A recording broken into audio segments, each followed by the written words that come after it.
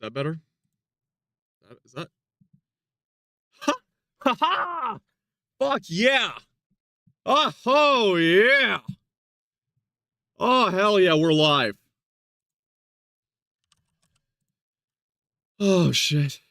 Oh god, I'm so happy. Don't tell me we're unstable, Twitch. Fuck you. We are stable. Fuck you, Twitch. Fuck you.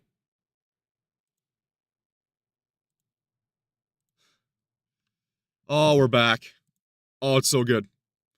It's so good. It's so glorious. Oh, it's so glorious. Oh boy. We're back. We're back. Sending out the message. We are all good now. Oh, thank God. Holy shit. Holy fucking shit. We are now good. Oh, it's good.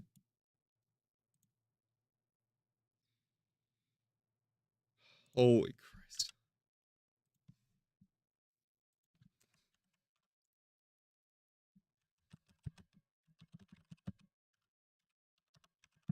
Oh my God. Oh.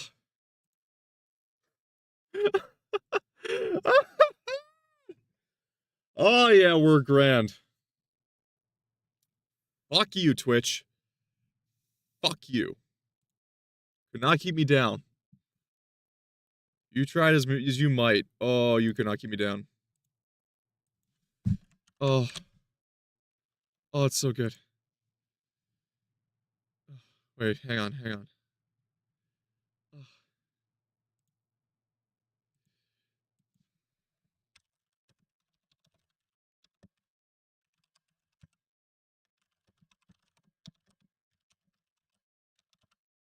Oh, we just had to go into OBS and change a few things around. That is so good. I love it. I'm loving it, Jerry.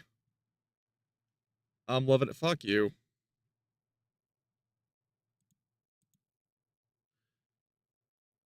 I don't know. Twitch wants to act up. Yeah, whatever. It don't matter. No, that matters.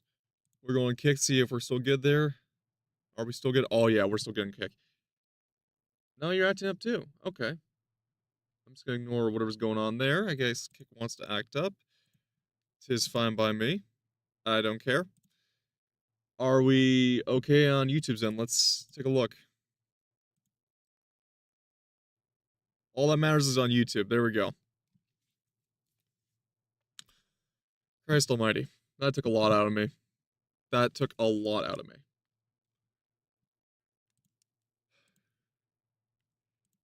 But no, we're grand. We're grand. We're live. Everything's checking out. I like it. Hell yeah. So, chat, or people that might want to come here tonight. We got a couple videos to watch. We're good on stream. We're good on all ends here. I think we should be okay. Keep it live, keep it live. And we're rolling. So tonight we're going to be enjoying ourselves a nice little stream buffet of React content.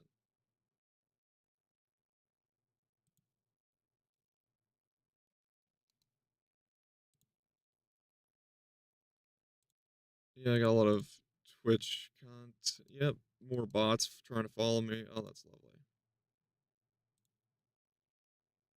Yeah, just more bots on X trying to follow me.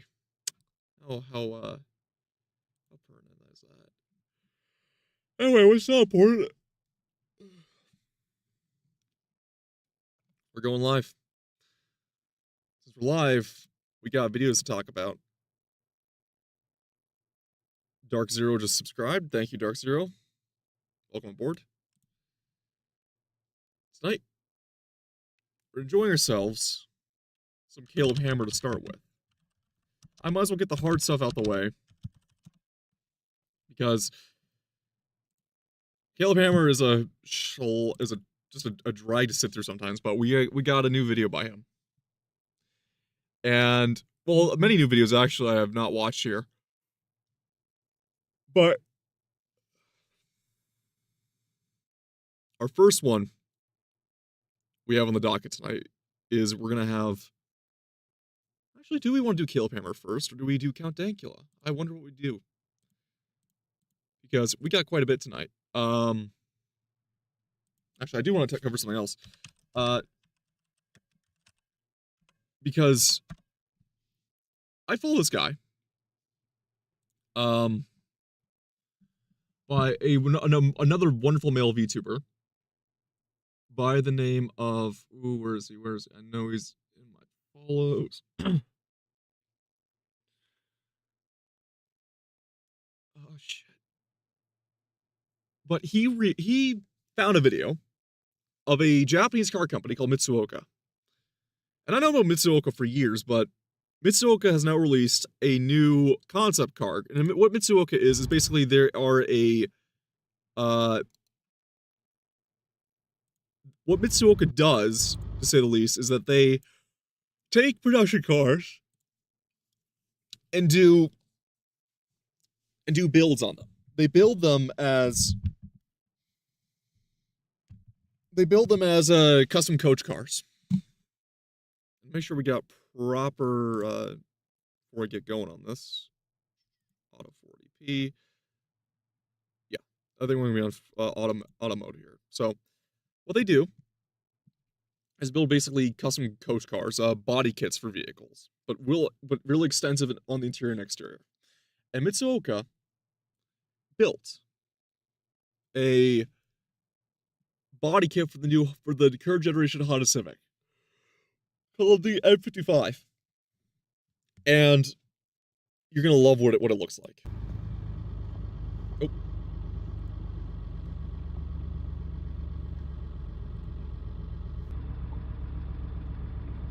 So I'm on my way to Mitsuoka. So we're in Japan right now. This guy's not sure if he's fluent or just a tourist, but he's going off to Mitsuoka. Hello, Observer Eyes, how are you? But what happened is he went in and he decided to go to this dealership the Mitsuoka has where you can buy custom built cars made by the company. They do basically serial runs, small runs of cars, but if you wanted a basically car that looks nice in this modern day and age, you go to them. Dealership. And they skirt around safety laws because they only produce in a certain production range. It depends on each country's bylaws, but typically there's only a certain amount of cars they can produce of one model before it has to be subjected to the current crash safety standards. I pass it all the time, and I'm always like, damn, I want to go inside. I want to go inside. They have some really cool stuff, like you could see while you're driving down the road. But I feel like, I don't know, not knowing Japanese, being a foreigner, sometimes foreigners give us a bad rap, or they think maybe I'm going to touch the cars or do something reckless. As of very recently, I'm very glad Japan's kicking out all the foreigners and has been trying, and with the foreign invaders, but mainly also taking care of the obnoxious tourists. Now, this guy, not saying he seems very respectful, but it's also a thing is, vloggers cause a lot of problems. And I feel like there's a good reason why you get a lot of bad rap around you because you cause a lot of problems, especially trying to show off this country to very obnoxious people who have too much money or have too much social benefits to have the money to go to these countries. Meanwhile, the actually good people from the countries that want to visit, like myself, don't get to visit because money's tough. So if you're watching this right now, we stayed optimistic, and they said I can indeed record. If you're not watching this, then there's no reason for me to even continue. This is why you always gotta have a positive mindset. So we're currently inside. I already found some things I'm gonna buy. This is probably one of the best looking car dealerships I've seen. Granted, it is a boutique dealership, but it is generally one of the nicest looking ones I've seen in a while. I've worked in a couple dealerships. You don't normally see this type of actual just ambiance and decorum. And most dealerships will try to slap you in the face with the most expensive model that you really just don't want. Of course, once again, it's a boutique made by an actual car lover, like just car enthusiasts all around. So it's a different breed of people. Post this on Patreon and see if any of the homies want something so I can grab it by the time I leave Japan, because I'm gonna post this most likely right before I leave. But look at this stuff. Oh my god, I have to get a View tote bag. This I think is maybe like a tablecloth or something. That's really cool. They got some watches. This fan. I gotta get Slade or something too. He's a Mitsuoka fiend. But I really like this one. Yeah, no, like around the world, they are pretty well renowned. I mean, you can see their cars basically come over to the West, and what they do is, once again, they take production cars, whether it be K cars or standard production cars we even see in our end of the world, and they do body kits for them to make them look retro styled or just have a different much nicer aesthetic to them. And it's not typically exaggerated or crazy like a lot of other companies have done. It's actually very subdued, very enjoyable to look at. For $935. That one's interesting. And then look at that. Yeah, I'm definitely gonna make this is a perfect example of why you should be on Patreon right now, because you'll be able to get one of these things. So yeah, he said I could walk around, I could check some things out. This is a very interesting car because it looks like it could be a Charger. No. See, I know he's American. I know he's going by the American standard of what we typically see would be, oh, bro, it's the Charger. It's like a 1970s muscle car. Granted, the Europeans caught onto the muscle scene a little bit later on, but when they did it, and of course, with Europe, they have a lot more stringent standards in terms of emissions and engine size, which is very archaic because the size of an engine doesn't pertain always into its emission standard, because with how advanced we've gotten with timing and actually just fueling and even the ability to cut off cylinders and engines nowadays, it's a very archaic law that a lot of nations have. But what this reminds me of is the Opel Manta, which is a classic standard of a European muscle car. If you've seen them, they are quite a beautiful car, and Opel tried to hype up their EV lineup by making a mock-up retro-futuristic version of the Manta. And honestly, unfortunately, all the safety standards, we can't have this, and of course, emission standards on top of that for even combustion cars, where they want to have, basically, companies get larger and larger, more bloated vehicles, because the larger you make a vehicle, the less stringent the emission standard is on the car. So, we have all these blobs running around, but the Manta is truly a beautiful car. And this is what it seems to be mostly based off of. Because remember, I know, actually, well, not really what it's based off of, because I know because this is also a Japanese company. And it appears to me that they're also going off by what Japanese muscle used to be, where it used to be the Mitsubishi FTO, the classic original Daruma Celica by Toyota, and I believe the RX-3, which was the first it wasn't the first rotary sports car, but it was one of the actual first successful rotary sports cars that Mazda made, because after the Cosmo, and the original RX rotary sports car, they did the Roadster back in the 60s, the RX-3 actually took off, really, like, properly took off. Sure, it was naturally aspirated, but it was a lightweight chassis, small car. It was a feisty little fucker. Basically led the way to the RX-7, but the RX-3, you can see homages definitely to the Daruma Celica and RX-3 with this taillight design. But this is a Honda. The reason we call it the N55 because the N55 chassis is the Honda Civic current chassis code for the modern day current gen Honda Civic. And the current gen Civic, I have qualms with, because Honda cut out the coupe model. The hatchback is more of like a liftback hatchback that looks like a bloated sedan. It doesn't exactly look like a hatchback proper. And I have not seen a Civic that's looked like a proper hatchback since the death of the 3-door back in the 8th, 9th gen, I want to say. Personally, I would prefer Hondas to keep making 3-door hatchbacks, ever since once you lay eyes on an EG hatch, you just want it. But with the death of the coupe, this car feels more like the original Skylines. The original Skylines from the 70s, where they had sedan models. And this definitely does fit the bill of it. You're going to see it, but it would look like a coupe from the rear, but it's really a sedan model. It says MSS? Not SS55. But this interior is very much, the fabric material definitely seems to be of modern polyester and organic materials. They styled it after 70s bucket seats, which I find quite enjoyable. There's some things you can't get rid of from the skeleton of it. The dials and the gear switch down below. It's something you just can't get rid of, unfortunately. But the interior is rather stylish, I will say that. And I guess maybe it's the desperation of what you have in comparison to the modern day. It is a much nicer interior, I will say this.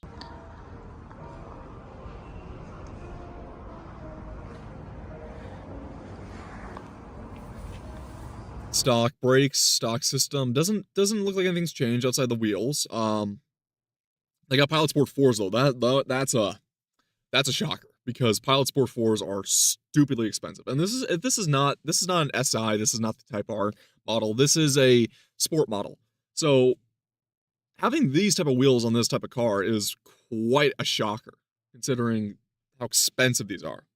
I mean, these things are truly one of the best tires you can get on the market, but they're like, you're paying nearly $3,000 for a full set. Like, these are expensive.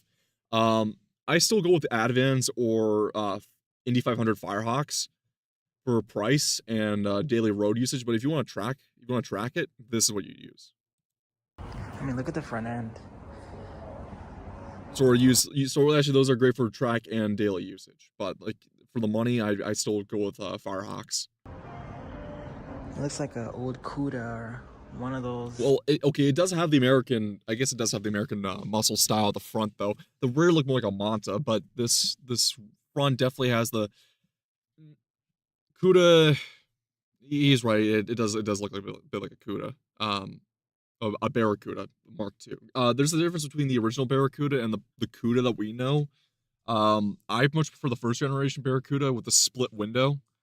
Because it's not split window. It was just the curved window because it was a GT car and it looks phenomenal. It's a nice long distance GT sports car, truly a beautiful car. But second gen Cuda, I guess, like it was a monster, essentially. But this definitely does overlap that design into it. And you gotta remember too is that what people don't realize about Japan, because I know like people think Japan this, Japan trend that.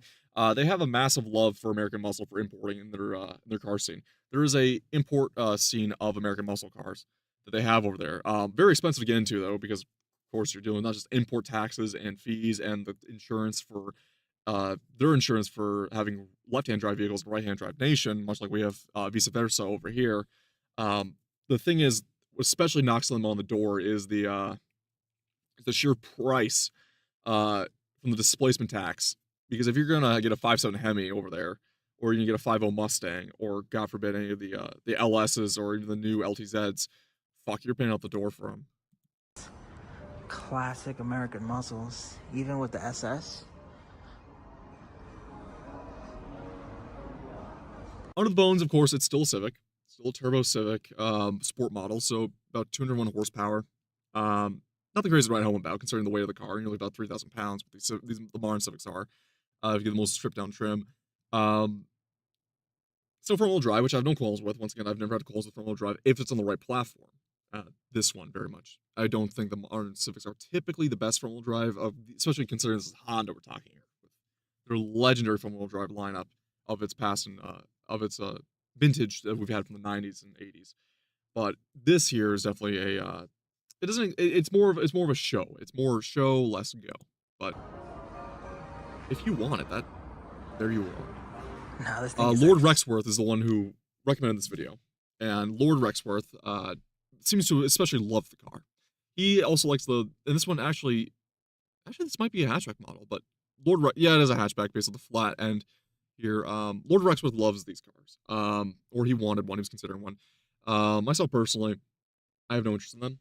I guess it's hard for a company to appease me, even though my tastes are very simple. I would just prefer a 3-door hatchback. I would much like a 3-door hatchback. Not a Mini Cooper, because the new Mini Coopers are out the window expensive and expensive to maintain too, but also just expensive in general. And in terms of functionality, they're not really the best. I still say one of the best modern hatchbacks, not the best hatchback ever made, but the best modern hatchback was the Volvo C30. Now, granted, it was more expensive when it came out, and granted, I own one. I've owned 2 of them. Technically, a third one considered a junker. A write-off car I used to part out, but the C30 is really one of the best designed hatchbacks I've ever seen. It's got the functionality and size, but it's also compact enough to operate in traffic. It's got great interior spacing. Just overall a great car, but ideally you want a hatchback that I would prefer a hatchback to be back in the days. 3-door, small, compact, fold on the seats, great. You got room, I can haul stuff in it. That's what I want. Sick. You look at it on the outside there, they have a lot of other custom models outside. He's gonna get to them. But right now, So here's some of the the cars main that are feature is of course the M55 Mitsuoka. outside. We can see outside here, they've taken, and you can see the body and chassis of a lot of these other cars I've had out here. They have, of course, the C2 Stingray mock-up.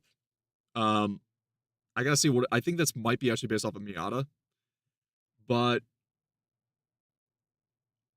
it's very much for the boomers. I love it. I'm loving the Euro design here. These are nice. I like these. More European design. This is a Rega. They're like semi-import legal right now. I do know about these because shooting cars actually got to review a 1999 model, and what these are, I could not tell you what I forget what they actually are underneath the skin, but it's a hybrid. But it is, of course, you can see it is to look like a classic Jaguar. I'm usually not good with more expensive cars, but you know, classic touring Jags, the chauffeur Jags. These are quite sharp in appearance. Chibi, very, you know, pudged down everything, but it's functional, right? Not what you need. It's not exactly what you need, but if you want style, it has it. It's a brand new car, and the price is 4.5 million yen. $31,000 USD. Sticker price, of course, but that is pretty cheap, as well, all things considered. Look at the paint.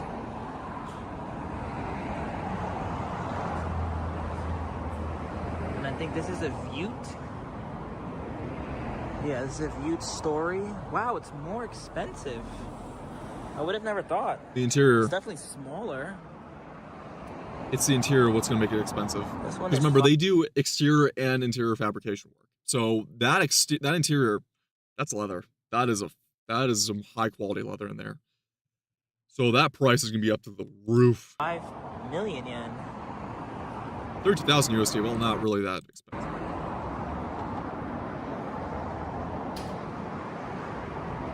A cheaper Vute. This is a nice. 3rd 12th Street or something like that. Okay, now this is used. Okay, this is 2021. nice. That one's a new one. Okay, so this one's a couple years old. I love the price. Around 3 million yen. Not what's something I would take That though. interior though, that's really nice. It is quite nice. I don't want to open any of the doors. Let me not overstay my welcome. I'll ask them maybe before I leave, like, hey, is it okay if I open the door? I'm just happy that we even made it this far, honestly. Like, I drive past this all the time, and this is my POV. Like, I'm driving down this road, and you see this right away. Okay. And then just boom, boom, boom. And that's huge Mitsuoka up there. This is based off. That is based off an old Trailblazer and Tahoe. This is that's a for an SUV. That is a sharp design, but this it's is not like my a forte. Chevy Blazer-esque. Blazer. Here we go. These are called a Buddy 20 Oh two-wheel shit, drive. that's Wow, a heavy price tag. 2023. 15,000 kilometers, around 7 million yen. 45,000, yeah. Bit pricier. Oh, it looks nice in this color. You do you, man. Yellow accents. I like the yellow personally. Get to the sport car. Get to This, the I sport guess you could say, is a Corvette. car. Yep. C2 Corvette convertible. It's so interesting that all these cars are... And of course, it has the BF Goodrich They're tires. not replicas, but they're similar to Americans. The Vute is similar to that Jaguar. As you can see, though, it's missing the pop-up headlights. There's some things they can't even squeak around with their design features because you have to. Well, the pop-up headlights, people love them to a unhealthy degree, and I personally, after working as a mechanic for so long, I sort of get why I won't like them. Yes, they're cute, little flip-up headlights. I know Kirsche spoke on this candidly, and it drove me insane when I heard it. No offense to her, I really like Kirsche, but her taste in cars is. Or in design, in car design is very much women. It's a woman coded, very very uninformed. Kirsche famously wants a 5th gen Prelude, Lude as I'm gonna say it, the Lude, the 5th gen Prelude. But Kirsche mistakenly believes that it has been done, if not came from factory, which Chow was able to convince her it wasn't from factory, but she mistakenly believed that it was done, even though the only thing I've ever seen of it was a mock-up from Photoshop of a 5th gen Prelude with pop-up headlights from the 3rd gen, which I believe it's just a woman being cross-membered on things, like cross-memory. The amount of fabrication worked for that would be far too expensive, but also the problem, and I definitely see the problem on this one with the Prelude, to try and retrofit pop-up headlights on there is just what she doesn't remember is that they are electric motors that operate. So you basically have to wire up the electric motors to the car. You have to integrate the lighting system to adapt to basically the dimmer switch. You basically have to wire up the whole lighting system to work with that and have a switch, and also have it road legal where you can have the light shine through like the actual pop-up headlights would, which the car did not come out with, so you have to cut and fabricate that. And basically, it's a whole headache that has a lot of mechanical and wiring issues, which are only unique to that one car. So the amount of money it would take to fix or repair a pop-up headlight would be just astronomically high. Ideally, you could mold a front fascia to look like a pop-up headlight, but not function like a pop-up headlight. But then again, that defeats the whole purpose of a pop-up headlight. Which is for aerodynamics, because when you have it down, it's supposed to be aerodynamic, and when you have it up, it's for better visibility.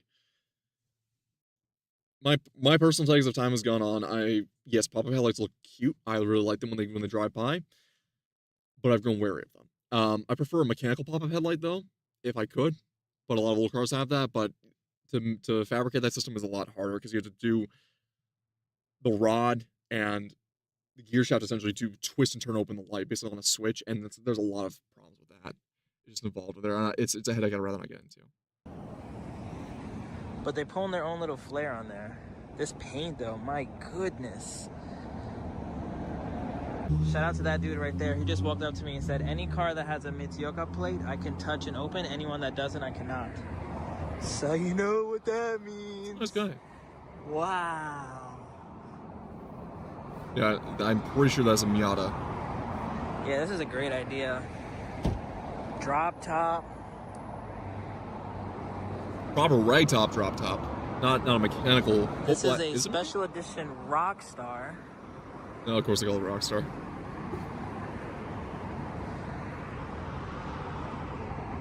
You know how many boomers would be salivating to buy this. Is there a price? Oh, there's a price. It is 7 million yen. Off the top of my head, that's around like $30,000. I feel like that's not that much money. Is that what it is? That's pretty solid. Okay, 2001, but it only has 9,000 kilometers. 2001. Let me know. Would you pay $30,000 for this? I would. 2001 or 2020. I don't know if Mitsuoka would do good in America though. I think people would make fun of it. Be like, oh yeah, look at your Japanese knockoff version of a Corvette. Blah blah blah. No. Okay, you gotta remember today. In the modern day and age, there is a Japan obsession in America, and this tingles because boomers are getting into that, unfortunately.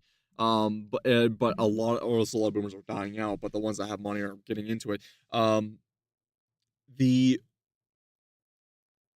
It would actually be overpriced and overinflated and overhyped and overspeculated. Unfortunately, the U.S. it would definitely have that problem because there is a Japan tax, Japanophile, and people would be obsessed with buying these cars in mass. And also it tingles with the classic Americana look with the new age Japanese look. Also, any type of like sportier car, doesn't matter what type of range on the level of sports car it is, the price would be astronomical through the fucking roof. And that's unfortunate because we got to really get rid of the dealership mindset. We got to kill the middleman, kill off dealerships because this is killing the automotive market outright. Plenty of compact cars that should have sold, like just entry-level compact cars, don't sell because dealers will fucking hide them. They won't advertise them. And more importantly, if you go looking for them, they'll jack the price up, try to forcibly hit you with all sorts of amenities, unless they won't sell it to you outright if you don't buy those amenities, which you shouldn't have to. I feel like I should order from a site, just like the classic, back in the, as the boomers would say, back in my day, where you go and fill out a sheet of what you want. That's what I would do. I feel like dealerships should only be for repair shops. It should be a repair shop only and tuning shop, right? Kind of like how Yenko and Shelby would do it, but basically, this one dealer, especially kind of the story of Yenko with the Camaros, like that's what I would do. That's what I would do. Basically, they add their own flair to it. But you can just but if you're just mass, en masse buying it, we'll just fucking fill out orders and buy them. Over here, though. Dang, look at this fitment. Wow, okay, so now that we can open some of the cars. Yeah, I'd say the fitment's pretty nice on it. Buddy. Open the back. I think this is what I'm more curious to see. I like this. It's nice.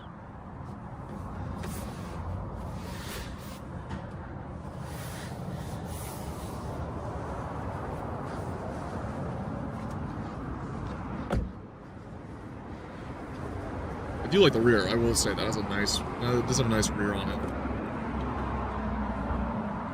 I guess there really isn't too much luxury. Would we consider Mitsuyoka a luxury brand? I guess I kind of look at them as a boutique brand. They are a boutique. They're not luxury. They do boutique. It's exterior mainly. Now, of course, I said before interior fabrication, of course, but it's mainly exterior. Luxury-esque. I mean, it got a big screen. That's good. All this looks very... I could care less with the screen. Ford, like normal plastic. It's not giving like Infiniti, Lexus, BMW, Benz, Audi. I hate German cars. I'm sorry. I just fucking hate German cars in general. Everyone knows why. But actually having worked on them, they're a pain in the ass to work on. Older BMWs I do enjoy. Up to the E30s because they are literally a car underneath. It's great to work on those things. I love working on older Beamers. You get into new Beamers, fuck, I don't want to touch them. Too many headaches, too many wiring issues, too compact of a location. Just a mess. It was a 2001 though, right? So I guess it's 5 years old. Oh, 2003, I don't know. I kind of wish there was a little more there. Let me look at this one again. I mean, I'm not expecting luxury in a sports car. But yeah, this one you see has like the dials. You see like this probably opens and closes, yeah. Small screen, nice cup holders. DVD, wow, look at that. That's what you don't see typically anymore. Now again, it is an the older model. Car we've seen. I know it. I like it. Very pop vinyl. I do like the interior. Yeah, I feel like for a 2001, I mean, maybe this isn't their expertise. I still feel like the car itself, I mean, it says craftsmanship everywhere.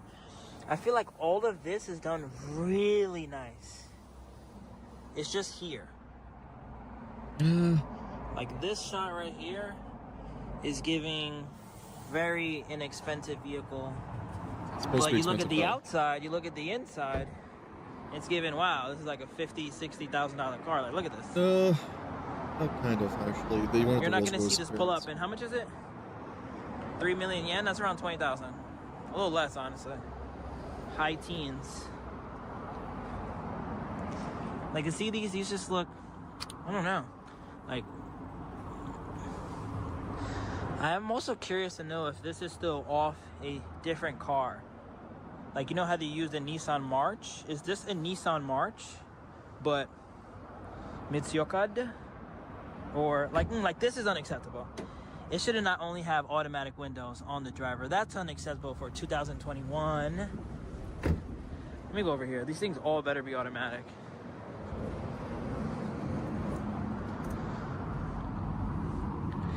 Nah, I think it's just this one. It doesn't say. Yeah, it might just be driver again. Come on. So here's... There's not really much I can say to it. I mean, I guess it's really, once again, he's saying it's the exterior, but it was that Civic at the foremost, that Civic was rather nice. I'm thinking I'm gonna cut the video here because he's just gonna go me on and on and on and on and on and on about these cars up front, which are not the forte. It's not the forte of the video. The forte of the video was the M55, which I wanted to see. But yeah, no, I'm very happy to see there's still this type of creativity, but once again, it's boutique. It's a very small scale. You're not gonna see it probably over here for a long while. It's unfortunate. But we're gonna move on. Let's see what we can find else. We're going to look up a... What do we watch? I feel like I'm Top Gear. So I'm gonna keep more on this car design thing, but I do want to show off. Let's just look this up.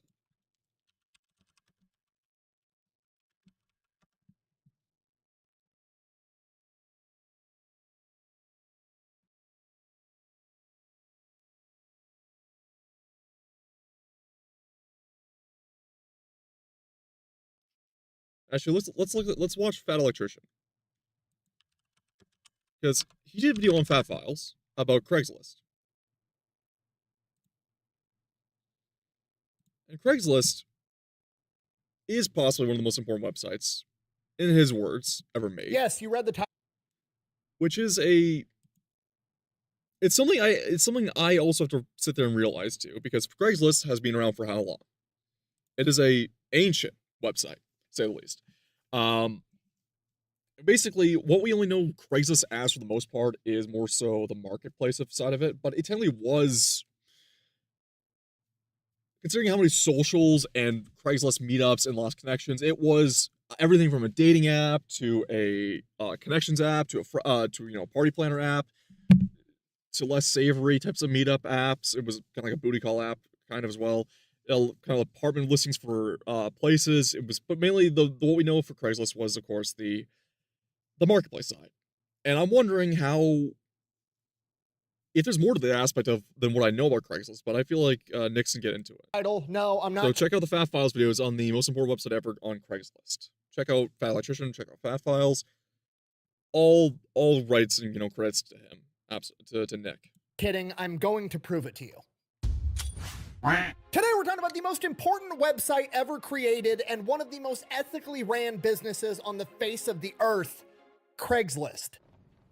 I'm sorry, what? Okay, look, I'm Kind of a shocker, but then again, considering how small it is, or not really how small, but like how hole in the wall it is, in terms of its layout and everything, I wouldn't be surprised. to be honest with you. I've not heard a single fucking data like scraping story from Craigslist or its whole history of, or just even myself being alive, because things older than I am. Usually this is part of the video where I have like a cool hook or a cool statistic that pulls you into the story and makes you want to know more, so you sit through my ad and then continue watching the video. I don't have that. It's just going to be unhinged the entire time. So let's get the ad out of the way. Delete me. What's this? It's the new Mustang Arms Chesty AR-15. It's awesome. Is it named after me? No. Well, it's got a decent rack. I'm not gonna speak too much of that as his wife. It would be insulting to speak more so on it. Once again, man's wife. I'm not gonna be looking there and down there. I know what she's trying to show. I know they're doing the bit. Yeah, I got nothing to say. But it should be. But what's this? This is the world's largest commercially sold zip tie that I got drunk and bought one night. I'm sorry, what? The amount of shit you could do with that, the amount of shit I could fix with that in my car is astronomical. But it's got multiple other uses than just me doing shoddy repair work. What? All right, you guys know the deal. Delete Me. Online subscription model. You give them money every month. They turn around and make sure that data brokers on the internet aren't selling your personal information. What does this actually do? And you gotta remember, Delete Me basically came as a need both of, yes, I know everything. Okay, unfortunately, we are in a tech centralized world. So we do have to use a lot of social media. We do have to use a lot of programs. Oh, whether it be through school or government programs, you have to use email or some sort of other shit. Though you can try to be as analog as possible, it's getting more and more hard to do. But I will say, this especially was made for, because people will use a single email and they will go and sign up for every fucking service. Even though they don't need to, they just believe that you have to. And they will sign up for every fucking service now. Their email all over the place. So it was really made for people who just didn't even understand the concept of, like, yes, once again, if it's free, you are the product. Like, that's the easiest concept possible. A company's gonna make money somehow. This isn't in the mysterious .com bubble days where we just don't know how to make money. We know how to make money. So this here should be very obvious to people, but yet, how many people still sign up for everything underneath the sun?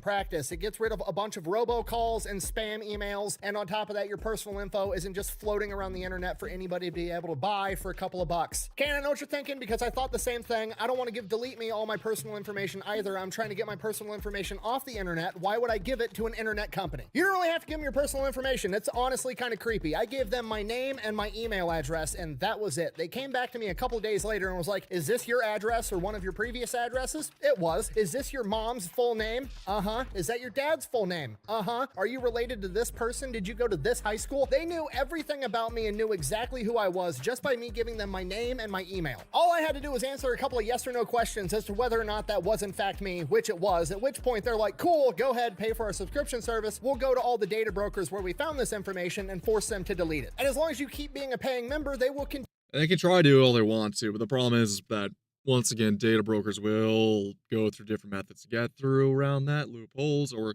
will like transfer it over to a different site and then wait till they get, tapped on the door again, they'll take it down again, and they'll just keep going around, just do this whole runabout. Continue to monitor all these data brokers for your personal information, and if these data brokers do acquire it again, they will force them to delete it again. In my opinion, it's definitely worth it. I've been using them since before they were paying me to talk about them, and I'm going to keep using them after they quit paying me to talk about them. If you want to give it a try, I'll have a link and a discount code down below. Let's get back to the video. Okay, full disclosure, was not planning on making this video. I needed to buy a couch, and I went on Craigslist to do it.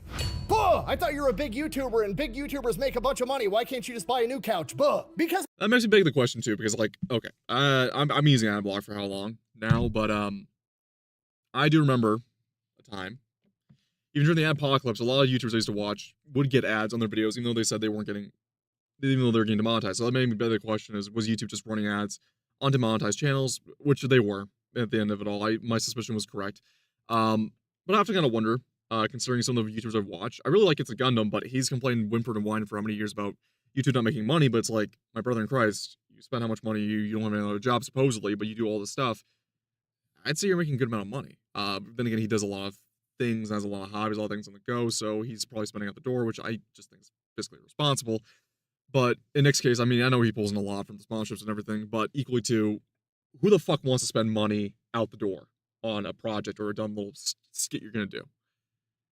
Like, to me, spending $40 for a skit is pretty expensive, but to Nick, it's like, fucking, just throw $40, go do it. Yeah, he's at the point now where he can say that, but even then, you want to spend as little as possible for a stunt.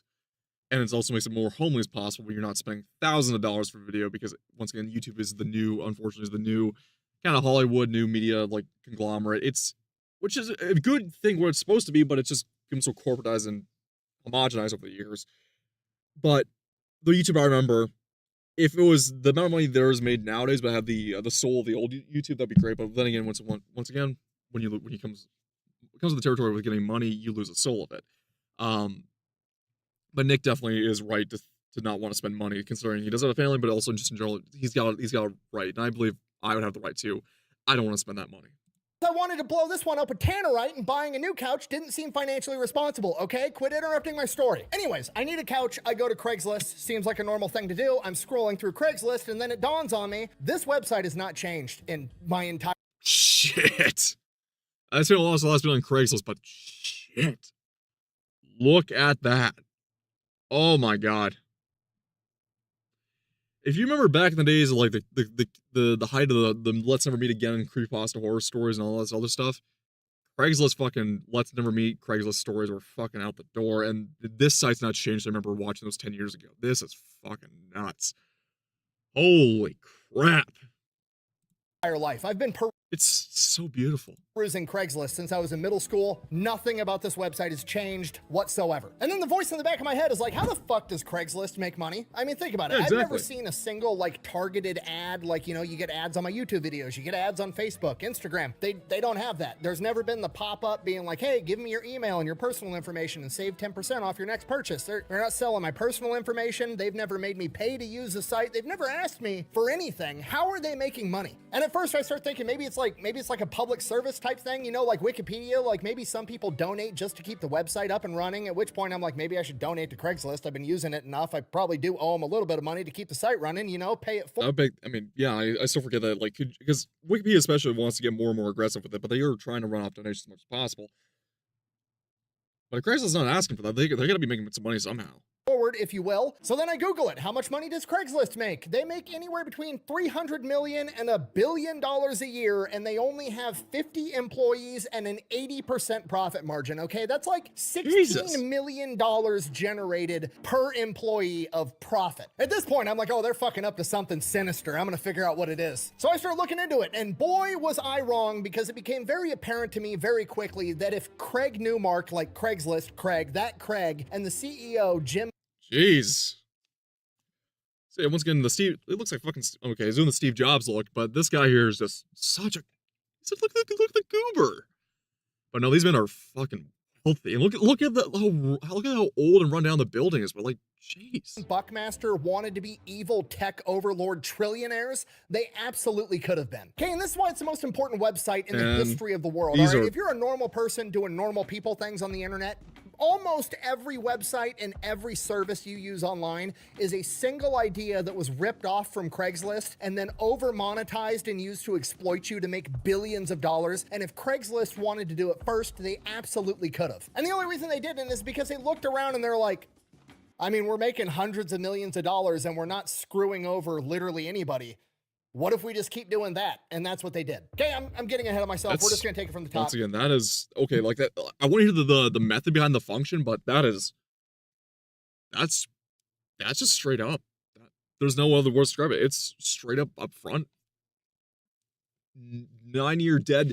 It's an ideal. It's kind of like how people idealize or like how we had the idealized American dream for the longest time, and people want to still live off that old nostalgia. Even though it's a long since dead concept, unfortunately. I like it to be real, but that's kind of like a dead concept. This is as equally as a fantasy of the past as that, but to still somewhat exist in this concept, that's pretty shocking. 1995, Craig Newmark, the guy that founded Craigslist, is living in San Francisco. He's a super nerdy dude, like pocket protector, glasses with the tape, nerdy. He's computer savvy, not that great at making friends. So he made an email list for his like local San Francisco area where he would just blast out an email for all kinds of different social events like art viewings or tech meetups or whatever. Any social event that you wanted to promote, you could send it to Craig and he would blast it out to all of his followers on this email list that would affectionately become known as Craig's List. He said it! He said it! And he pretty much just did straight up front. You don't need to have a weird goofy name for it. It's just, fuck it, it's what it was. this to help him and other people. And yeah, you know what, him being such a dork, I mean, he knows how to make the process done right. He knows how to make it, how to have basically the whole interface operate properly. He knows how to get the whole infrastructure up and running. It's just a matter of, he also knew how to streamline it. Thankfully, he was smart enough to not be that geeky and just not make it hard for people to, to use. So the fact that he was able to do all this and then just keep it all underneath operations, that's pretty good on his part. People go out and meet and make friends. And he's just like doing this on his own free time. He's still working a full-time job, managing this massive email list. And by 1996, it becomes too much. So he makes Craigslist, as we know it today, the website where he basically allows people to just upload all the details of their current event. And everybody knows they can go to Craigslist.com and they can look up all the different social events themselves. So he's one of the first, if not the first website to allow users to create posts to promote their social events to get people to interact with each other, which arguably makes it the first social media ever. I'm sorry? Yes. And it's a pure Shit. Okay, well, fucking hell.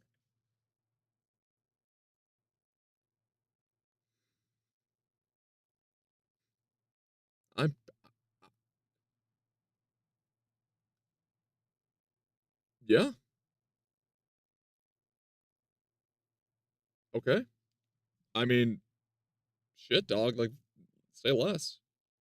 form of social media. Here's the plan. You come to my platform, you meet people, you leave my platform, you go meet the people in real life. Okay, then Facebook, Meta, X, Instagram, all these other social medias took that concept of like, oh, people are interacting, people are talking online, but then if they leave the platform, I can't make hundreds of billions of dollars and become an evil tech overlord. How can we make more money off of this? Oh, I know. We'll convince them to never ever leave the platform. We're gonna get them to come on our platform and just spend hours a day staring at a screen, looking at what other people.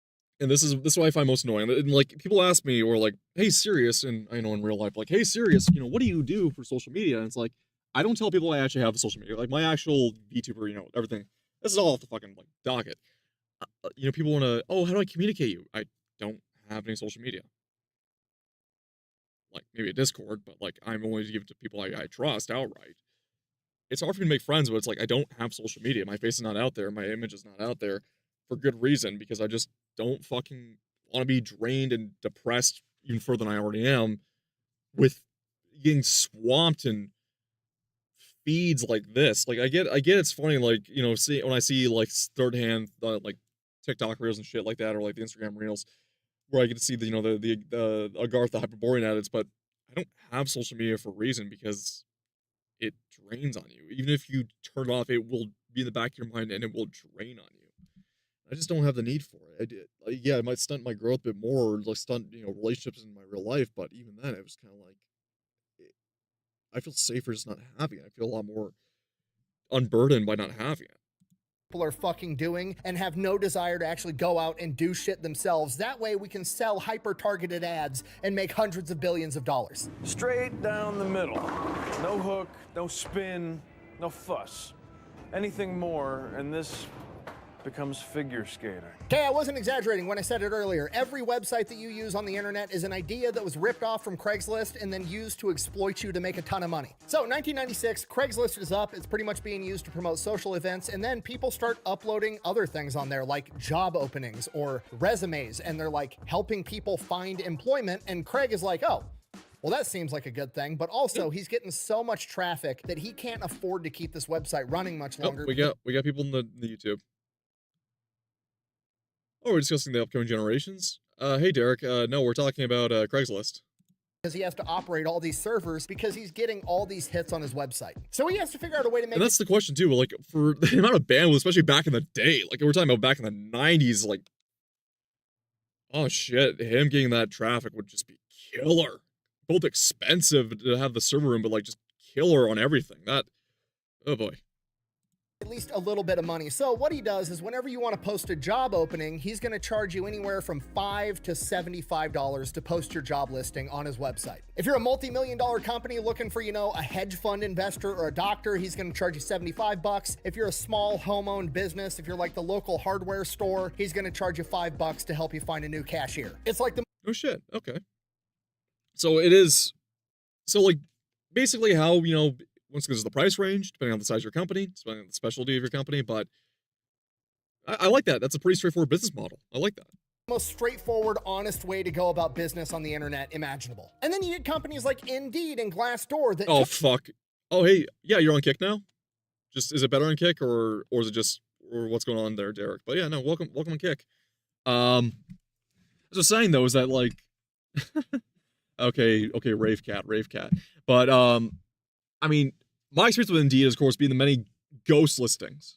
And people always want to blame Indeed for, like, fucking Indeed's cause a lot of problems themselves. Like, of course, they make false ghost listings, but the companies themselves make ghost listings for multiple reasons. On Indeed, because they've turned to a social media account. Oh, Kick is are you fucking kidding me? Kick is messing up now? Ugh, Kick. I don't know what's going on with Kick. I'm killing Twitch. I'm gonna kill Twitch and see if that fixes it. My bandwidth hasn't dropped, so I don't know what's going on over there. Maybe it's just Kick being Kick on their end. I don't know. I've noticed some people are having problems with Kick as well, but that's besides the point. I was getting back to about Indeed, is that it's a very shitty network. It's a social media site essentially. I don't know why it's saying that.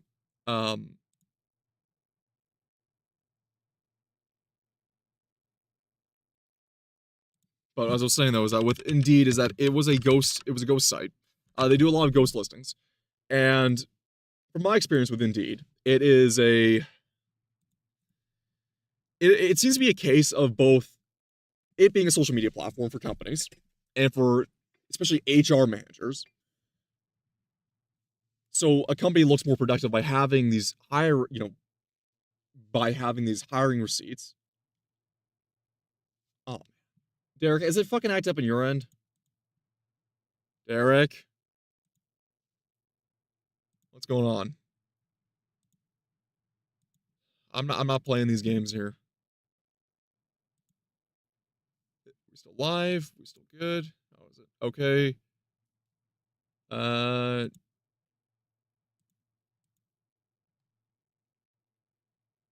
Okay, I got excellent connection supposedly. That's what I'm getting. I'm not sure why it's not what's hampering down for everyone else.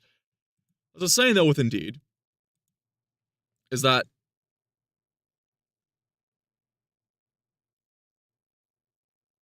yeah, I'm seeing Kick now. Why the fuck?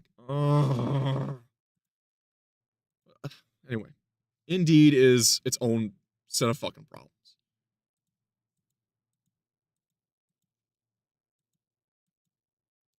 And what I'm trying to get at, though, is I'm trying to focus on this, is that I believe personally that Indeed, infamously, employers will use Indeed as basically the way to show governments like, hey, we are hiring, we are hiring. Look at us, so we can get like a tax receipt or tax cut for ourselves to show that we're actively hiring. On top of that, I personally believe it's a lot of HR managers trying to justify their jobs. So I've actually confronted HR managers at companies I've tried to apply to. It's like, no, we're actually not hiring. It says it right here. It says it right here. So why aren't you hiring? No, you have to go online. No. I'm coming in. I'm here. I'm right in front of you. Are you hiring or are you not? I don't know. Like, it's a mess. It is a mess.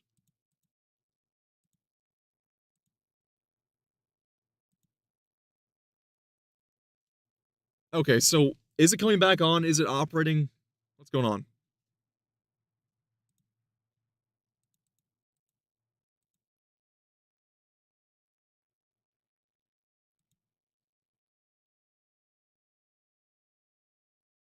Okay, we're good there. Let's see, check there. Yeah, I'm gonna get back to the video. Okay, reload this. Good.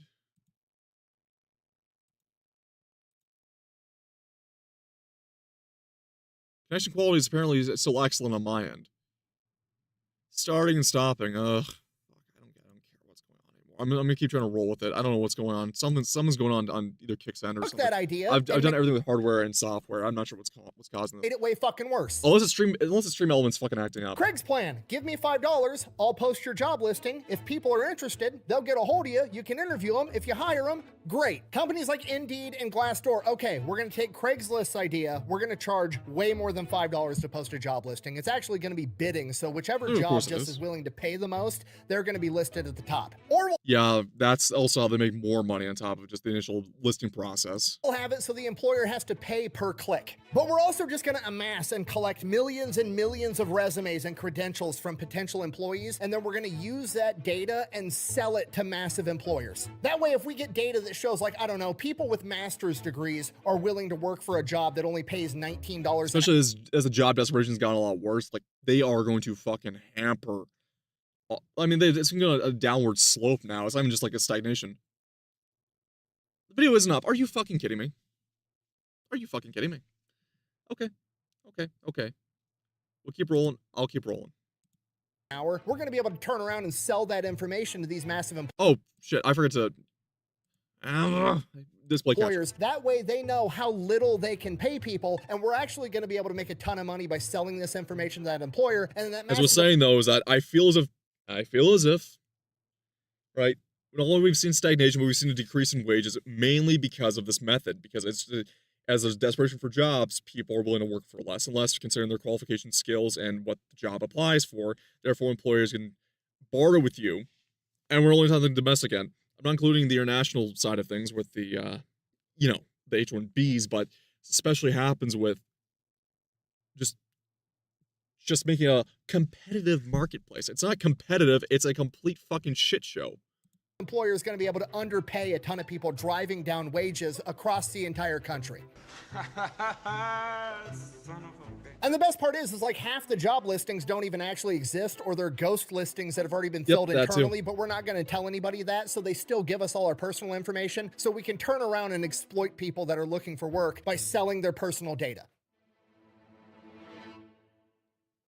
Yeah, I'm telling you, whatever you do just a on the piece of internet, shit. Craigslist did it first. Wait a minute, why did you create that guy? Anyways, the website just keeps growing. Eventually, he's got to start hiring people to help him. He ends up having 9 employees working out of his apartment to run this website. And it just keeps growing. People start posting more shit. Pretty soon, people are posting rental houses that are available or houses that they're trying to sell. And this was another big aspect of Craigslist back in the day, because Craigslist had the listings and they had the stories that would come out from Craigslist. And it's not a detraction on Craigslist. If people remember this, there was a massive trend from the Let's Not Meet horror stories, which became popular and basically blew up channels like, what was his face again? The guy with the really deep voice that became like a very popular streamer for a stint in the in the early 2020s. But what I was saying though is that the listings. I remember there's a couple stories of the listings from Craigslist, and if you just go on there, you would see a lot of interesting listings. There was one about this one guy who he was just looking for a guy to just hang around and watch him play train with his train set. Just an older gentleman.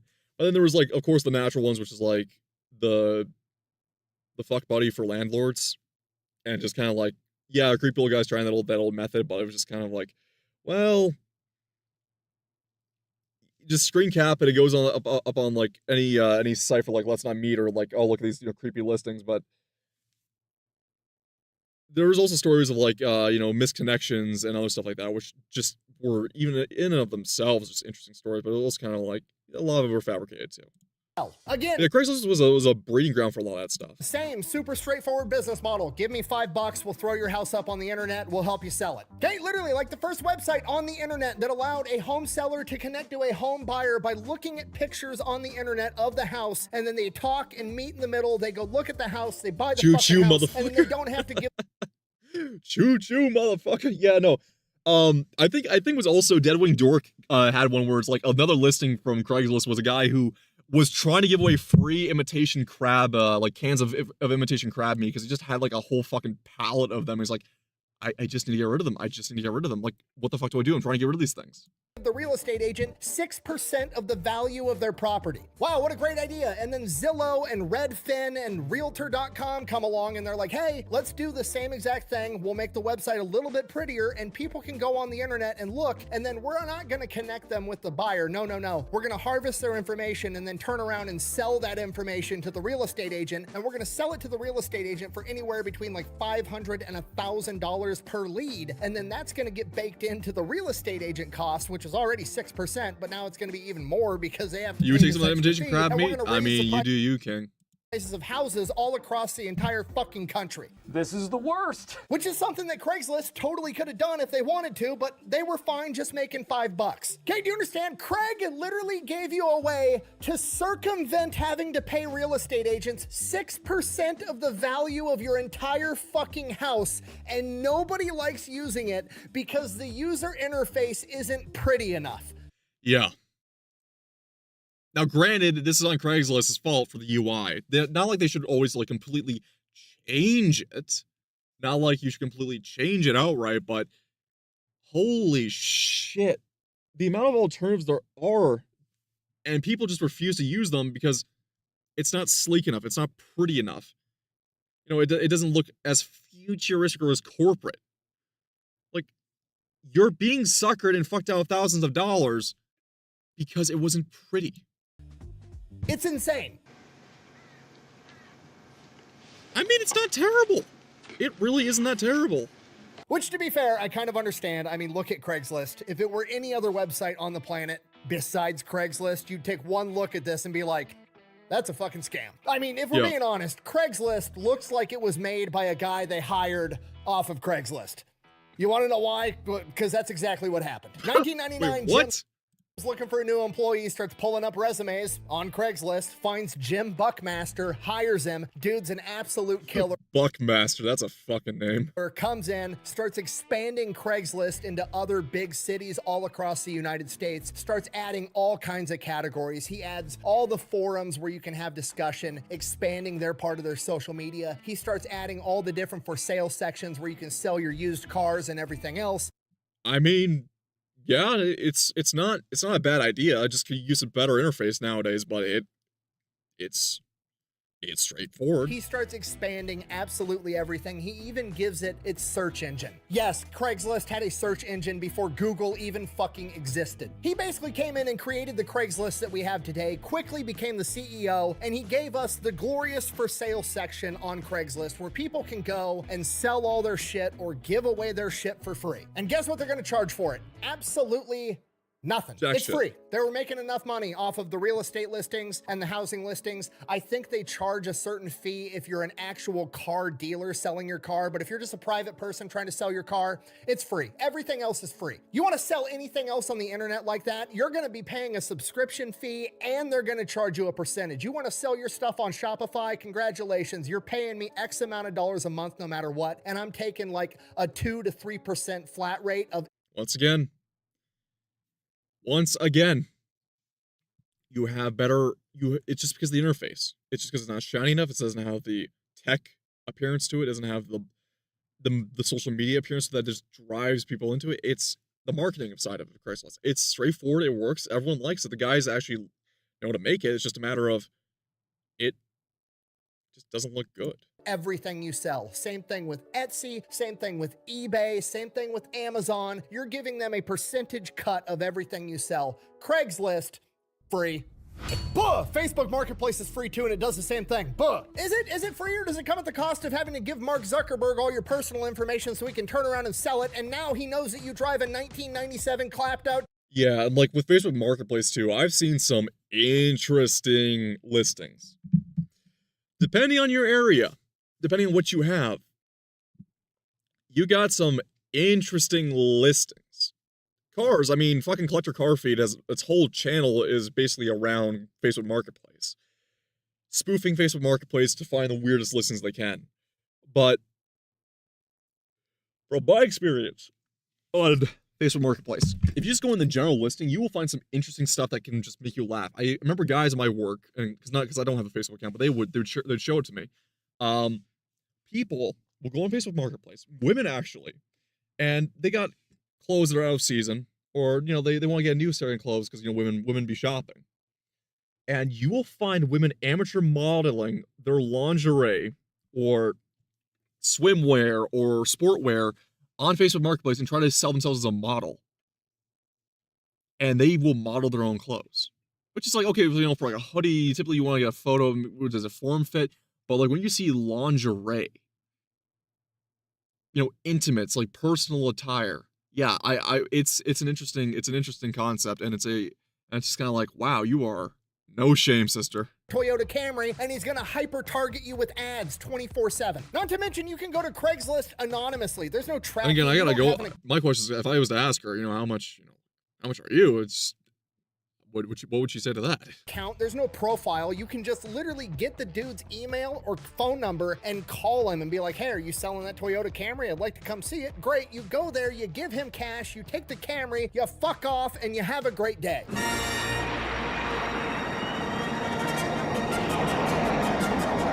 I don't need to know that guy's name. He doesn't need to know my name. I give him money. I buy the car. I leave. That's the end of the story. Or I could do it on Facebook Marketplace, and then he gets curious and he decides to click on my profile. And now he knows what I look like. He knows what my wife and kids look like. He knows my last name. He knows where I work. He knows all kinds of Now personal that information. last bit though, because especially with Facebook, I just generally just don't have Facebook in general, but also or Instagram. But never post your kids online. Just in general, never post your kids online. Just that. Like, you're just giving away too much information. Like, that's the problem I feel like social media's caused people. Like, remember when back in the day when it was just like, you never even post anything online, you're not supposed to, or you're supposed to, like, keep your name and everything secret and hidden, and you're supposed to use a pseudonym, like how we're supposed to do it? Kind of like how VTubers kind of brought that back and people get, like, offended by it, but it's like, yeah, we use pseudonyms, and our names are not out there for good reason. because we're going by the old method of the old, way the internet used to be. But nowadays, people post every fucking thing online.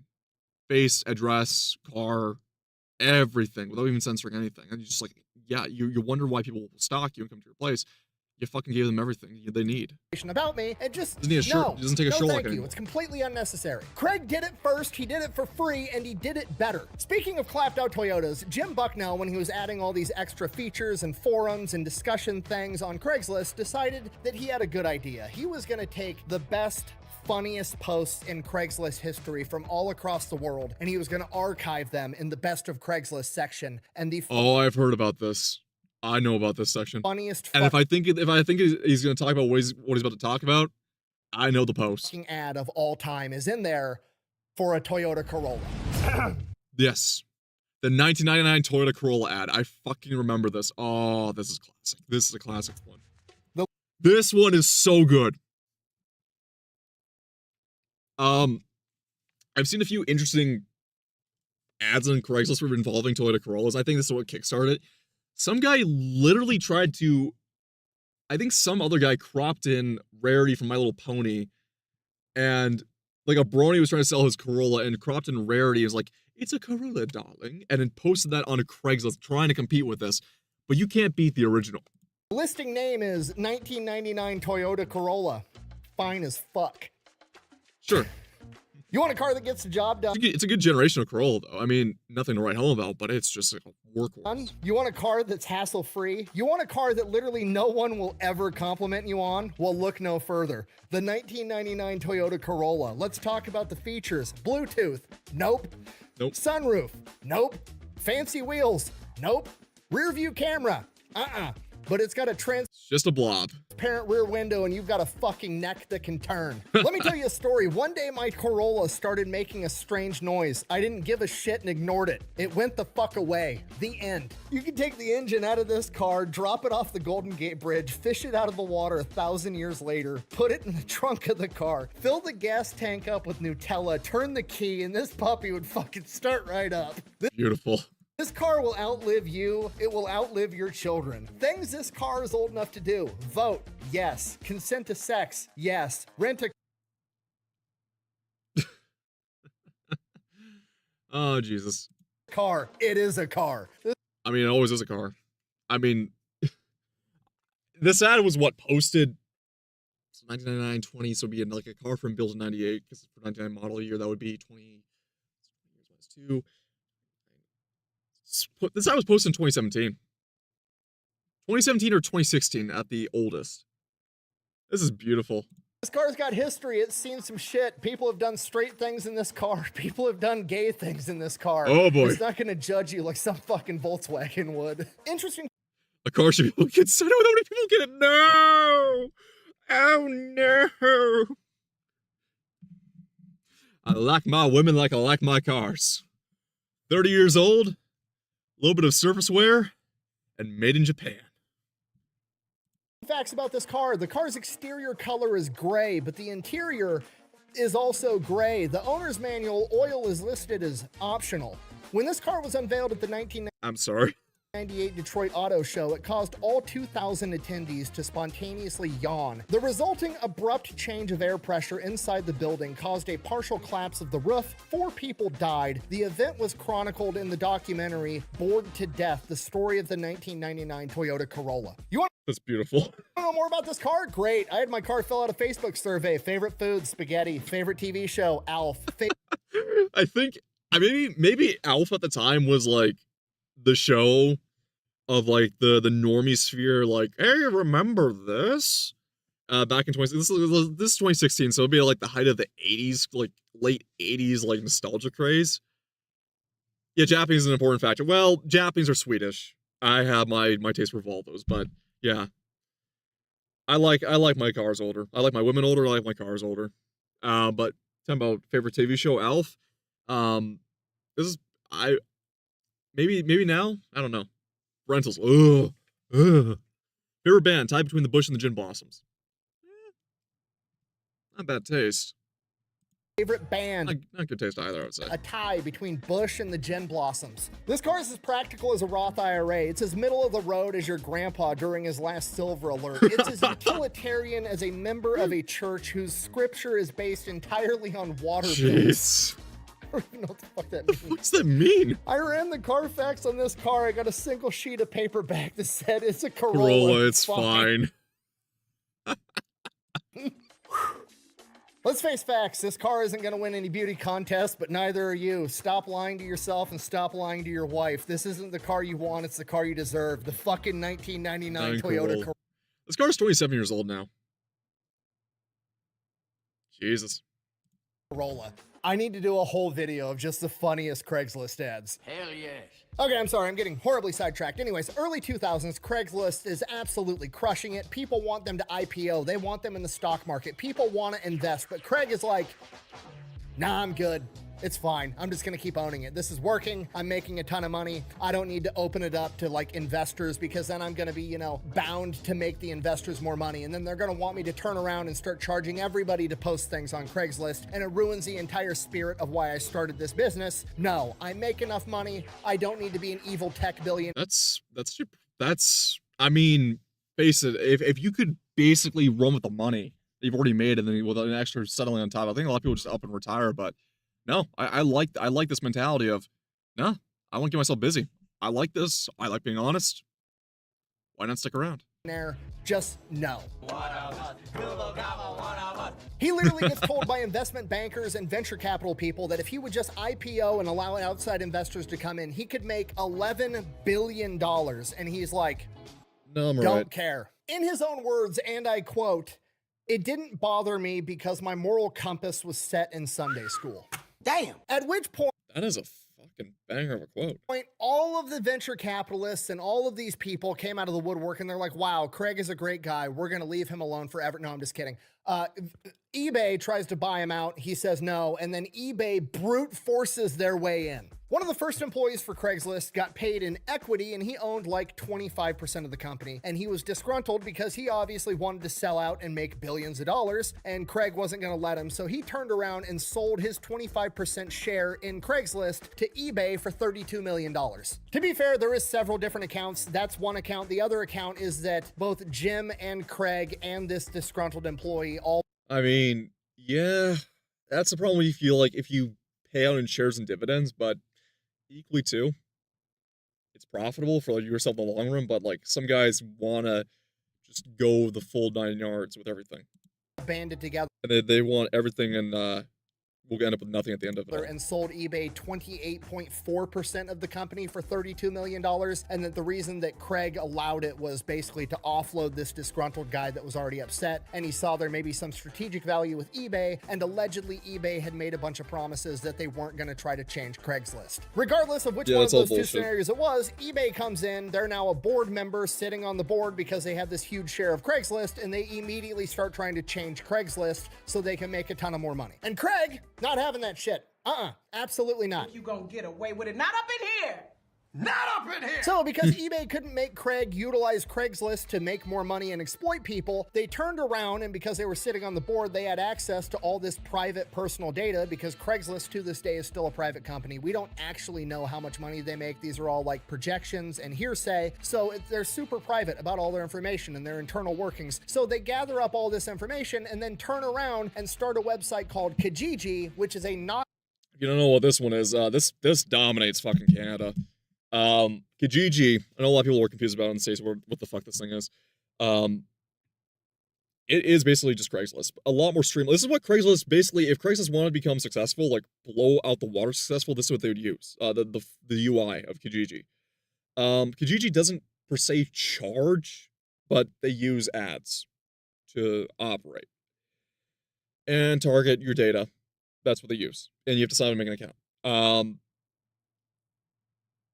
It's not terrible.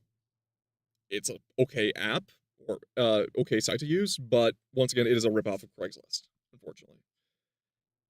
off of Craigslist that now dominates Canada. Obviously, Craig's pretty pissed off about this, and he needs to get them off the board so they don't have access to this information, so he ends up diluting their shares below 25%. That way they no longer have their board seat and they can't have this information anymore. Problem solved. eBay turns around and sues him because of it. He turns around and sues eBay for giving away his personal information and creating competitors, and it turns into this enormous legal battle that ultimately resolves with Craig buying back all the equity from eBay. And that's it. The rest is history. Good. Craigslist to this day is still the exact same thing that it was back in the early 2000s. It's identical. Craigslist still looks like it was designed by a guy they hired off of Craigslist Because it was. There's no algorithms that select the best post and rank them higher. There's no way to pay money to get your post ranked higher. It's just, Good. we're going to post it chronologically, and however Doesn't you work? posted Great. it, that's the order it's going up on the website. We haven't hired psychologists and business majors to figure out and construct a way to keep you on the platform as long as possible, to try to force you to digest as many ads as possible for us to make more money. No, you go to Craigslist, you get the information you want, you leave Craigslist, you go meet a stranger, you buy a couch for $40, and you blow it Well, the fuck up with Tannerite, Tannerite because that's what he was this here for in the first is place. America. Craigslist is literally Fuck yeah. the predecessor for social media, finding houses online, buying used cars online, online forums, literally everything you use the internet for. Craigslist came up with and pioneered that shit and offers Everybody almost rips it all of off. it to you to this day for free. Sounds good to me. Craig could have literally been an evil tech trillionaire. He could have been the guy running Zillow, Realtor.com. Look at these guys, they're just two Redfin. goobers. He could have ran Indeed, Glassdoor, Facebook, Instagram, X. All that money all these companies have made, that could have been him, but he would have had to fuck you over to do it, and he wasn't willing to do it. No, And he just attaboy. decided, you know what? Hundreds of millions of dollars is enough. I'm gonna be a good person. And that is why Craigslist is the best and arguably the most important website of all time. Thank you for watching. Best way to support the channel is go buy some merch, maybe drink some Echelon. All that's available over at thefatelectrician.com. Quack bang out. Nice. Absolutely nice. I don't know how much Tannerite it takes to blow up a couch, but I know how much I'm gonna use. Oh boy. Looking to see that.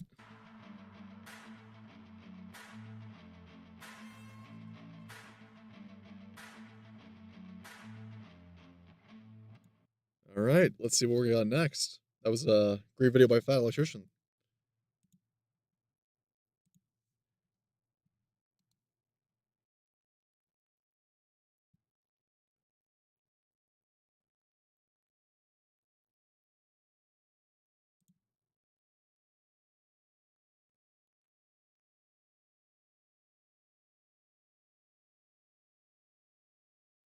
Shell Casino and Fight Club. This is Chuck E. easily Cheese. gonna be the most Child Casino and Fight Club by Fat Files. Chuck E. Cheese. Holy shit. This is easily going to be the most unhinged video on this channel, and that's saying a lot.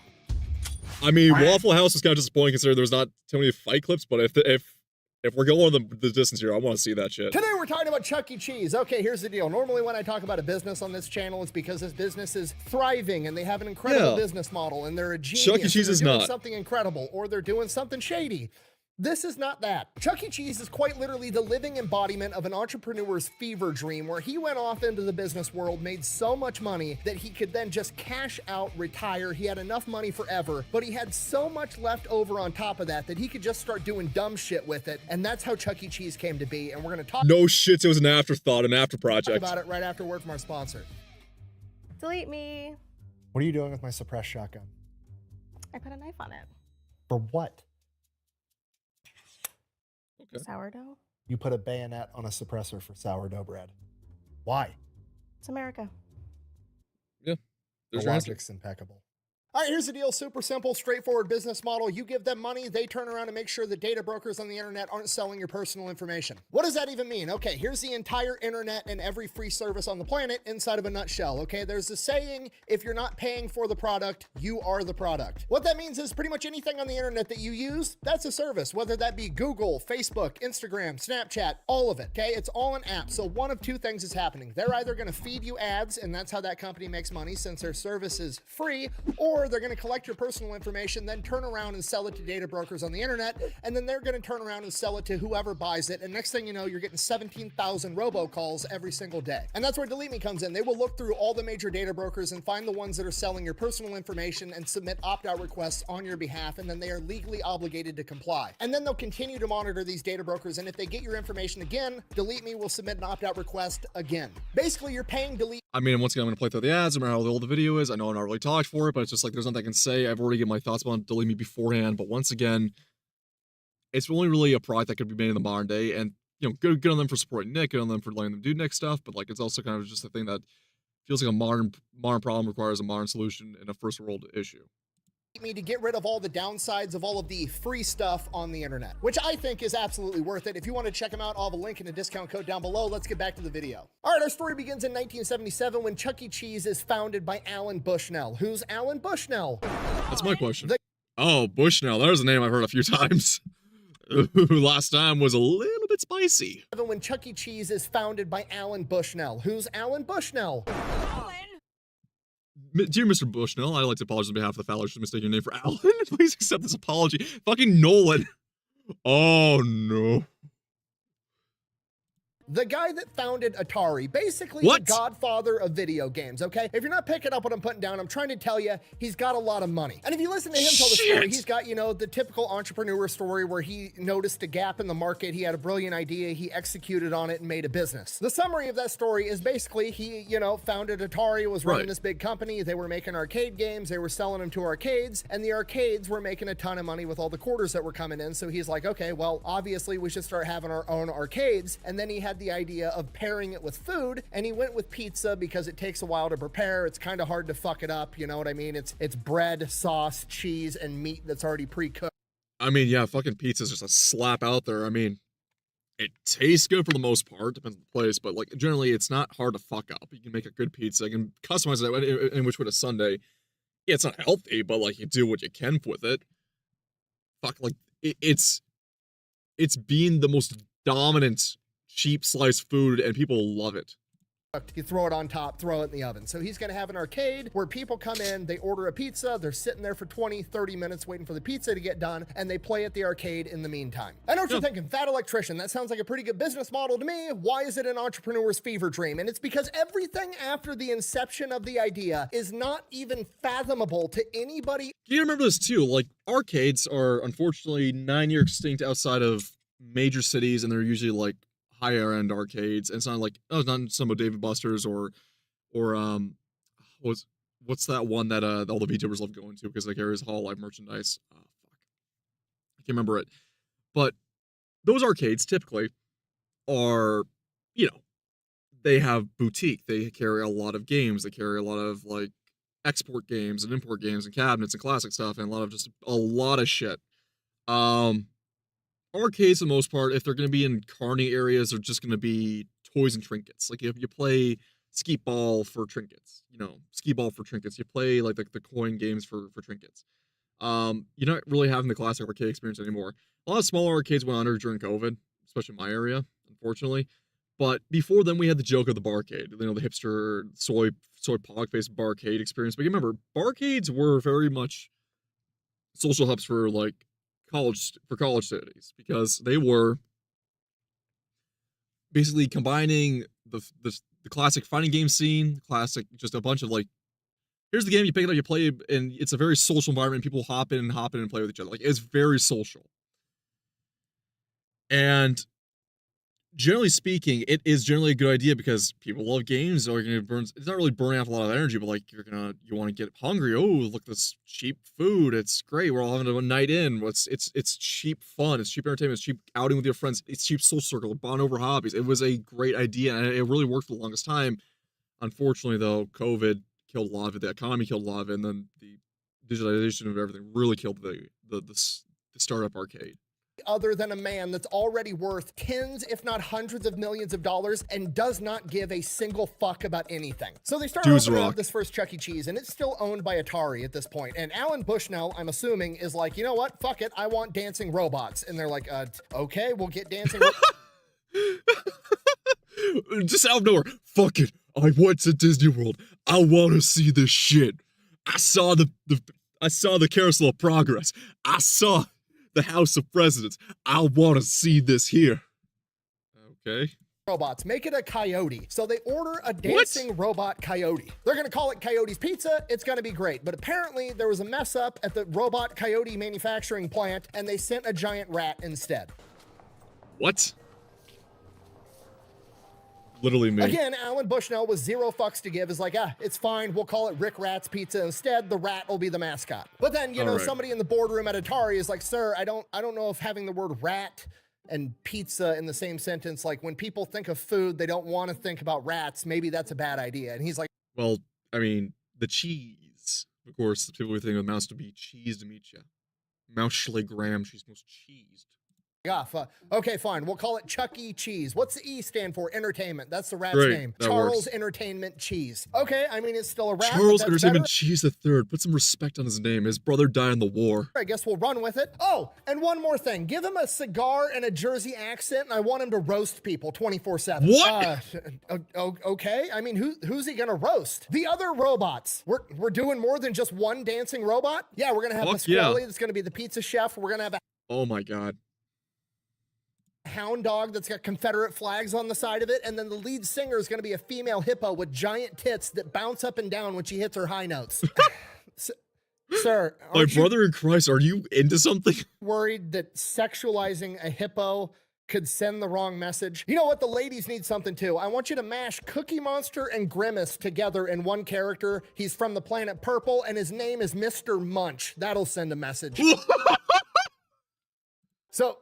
So this is an adult establishment that you're trying to make here. What? No, we're marketing to kids. Okay, I'll slow this down so you nitwits can keep up, okay? Parents bring their damn. kids to a pizza place This man's a visionary. because they don't want to cook dinner. They've had a long day at work, all right? Now, they're going to come in, the kids are going to see the arcade games, they're going to go fucking nuts, and we're going to take their money. In exchange, we're going to give them our own golden tokens, and then the kids are going to go play the arcade games. The arcade games are going to spit out tickets, and then they can exchange those tickets for prizes like candies and toys and shit. Sir, you're the boss, I'll do whatever, but just so we're clear, you want to start a child casino run by an animatronic rat that's from New Jersey that's smoking a cigar, talking shit to the other robots that are a hippopotamus with giant tits that bounce up and down, a Confederate hound dog, a pizza chef, and an alien from the planet Purple that you've named Mr. Munch. Uh-huh. I mean, okay, you're the boss. Let's do Dudes it. rock. Perfect. Step one, apply for the liquor license. We're gonna sell booze at the Child Rat Casino. Fucking right we are. And that's pretty much the story of how Chuck E. Cheese came to be, and you're never gonna believe this. It was outrageously successful right out of the gate. Why wouldn't I mean, how many spin-offs or like knockoffs were there? Oh my god. I can name a few, but I don't want to dox myself, but another one we remember is the Showbiz Pizza because of fucking the illustrious Rich Evans. I think was it Angelina Jolie who got to come in contact with the illustrious Rich Evans when he was a kid, and therefore we have the infamous shirt Dick the Birthday Boy because of Showbiz Pizza, which inadvertently was caused by Chuck E. Cheese. it be? It's perfect. It's What fucking perfect timeline are in we in? every way. It's fucking beautiful. Okay, looking back at Chuck E. Cheese, I only have childhood memories, but like as a kid, it was a lot of fun. As an adult, I'm pissed off that Chuck E. Cheese has changed and they got rid of all the animatronic robots and rebranded it and made it family friendly, even though it was family friendly the entire time. Chuck E. Cheese used to be awesome. Because looking back, my dad had it made. There was a restaurant in town where my dad could take me as a child with my two sisters and, you know, give mom some time off at the house to Yeah. relax. And he's being a good dad by taking the kids off her hands. And we go to Chuck E. Cheese. He hands me a $20 bill so I can go buy poker chips at a rat casino and fuck off for 2 hours while he sits there eating pizza, drinking a pitcher of beer with his buddies, and watching animatronic hippo tits bounce up and down. And he's a good dad for it. That's awesome. Yes, he is. Meanwhile, I'm sitting here in 2025. It's a struggle to find a McDonald's that's got a fucking McPlay place. And even if I go Oh god, damn, they got rid of all the big play places. I never liked them, but equally too, they weren't the worst growing up, right? I still remember when they had McPlay places with the GameCube like center console that would have like the 4-way screen so you could play Mario like Tennis or Mario Golf or I forget the other ones they would have on there too. And you know, the raw McDonald's figurines and statues. Like, even going back further, and this is before my time, but when they had Mac Tonight as, like, a centerpiece figure at McDonald's, like, that was, there was, like, still a case of you could bring your kids to a family restaurant. You go to a fucking McDonald's now, and they're trying to do the whole, I mean, we saw it with how they rebranded to this, like, every other place, every other fast food place lost all their identity, is now trying to make themselves into, like, a gourmet burger establishment with these new trinkets and meals. And of course, they can still do the adult Happy Meal toys because adults love Happy Meals. Adults resell them for some fucking reason. I don't know. It's all a sham of its former self of what it used to be. Unfortunately. There, I can't But get granted, it's corporate marketing to kids, but like still nonetheless though, like kids make some fucking memories. Come on. shit-faced with my buddies. This is bullshit and I'm jealous. Sorry, I need to make this slightly educational. So that started in 1977. It was outrageously successful right out of the gate. And pretty much immediately they had this business guy come to him and he wanted to have 200 franchises all across America because obviously it's the best business model ever. I mean, the pizza doesn't even have to be good. It's drunk dads and a bunch of kids that are overstimulated from playing in an arcade. The two demographics of people that'll eat literally fucking anything. Yeah, pretty much. The same year that business guy signed up to have 200 franchises, he basically tried to back out of it and was like, you know what, counter offer, I'm just gonna steal your entire business model of dancing robots and a pizza place that sells beer with an arcade, and I'm gonna open my own thing. I'm gonna call it Showbiz. So that's what he did. A Showbiz. huge legal battle ensued. Chuck E. Cheese ended up suing the guy, and he had to give like royalties back to Chuck E. Cheese. So now they've got a direct competitor, but things are still going okay. But then in 1983, the arcade market crashes because at-home games come out, and people don't need to go to an arcade anymore to play video games. Yeah, that was a massive, the first crash. And then of course with the video game crash later on caused by Atari, funnily enough. And arcade sales drop 97% in a single year. A year later, Chuck E. Cheese has to file for bankruptcy, and for some reason or another, Showtime actually ended up performing better than Chuck E. Cheese did, and ends up buying out Chuck E. Cheese, so now Showbiz owns Fuck. Chuck E. Cheese. Around the same time, the Showbiz animatronic guy, the dude that made all the music and all the bullshit for their robots, wasn't gonna re-up his lease, and he owned the music, so they were stuck in this situation where they had just bought out Chuck E. Cheese, but now they don't have the rights to use any of the music for Oh my god.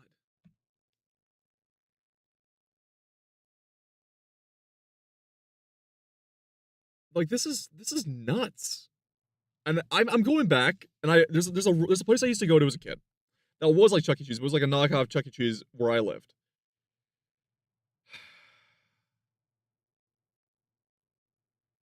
But the place I went to shut down. And it was like this. But I can't talk about it because there was only one place that existed like this. And it was in my hometown, home city, and I would just dox myself. I would say what it was. But I remember at one of these knockoff places I used to go to. Oh my god, it was so good. Yeah, it was shitty. It was actually kind of shitty. I don't think I ever had the pizza there, but like the arcades was fun. any of their It was fun. animatronics. So Showtime is just like, fuck it, we're just gonna rebrand everything to Chuck E. Cheese, and the rat stays. I'm not going nowhere. I'm not going no fucking where. And that pretty much brings us to the Chuck E. Cheese that most of us remember. And historically speaking, things went It's up. okay.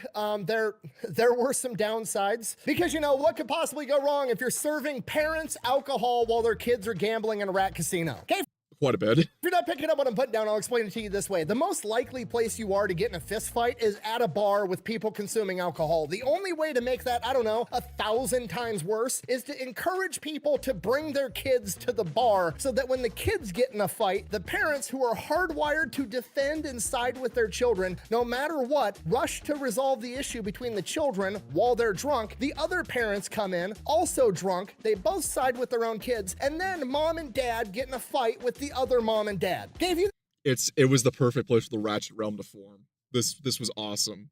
think Waffle House is bad? Her modern Chuck E. Cheese is filled with a brim with screens and brand red. I mean, there's the thing. I've never been to a Chuck E. Cheese. I do not know what Chuck E. Cheese is like. I could not tell you what it was like for me growing up. But I've heard some fucking horror stories. And I don't know what the screens and brain rot shit is. I don't want to find out. I do not want to find out. I mean, didn't they basically get a franchise deal with the Skibbity toilet brand when that shit was going on?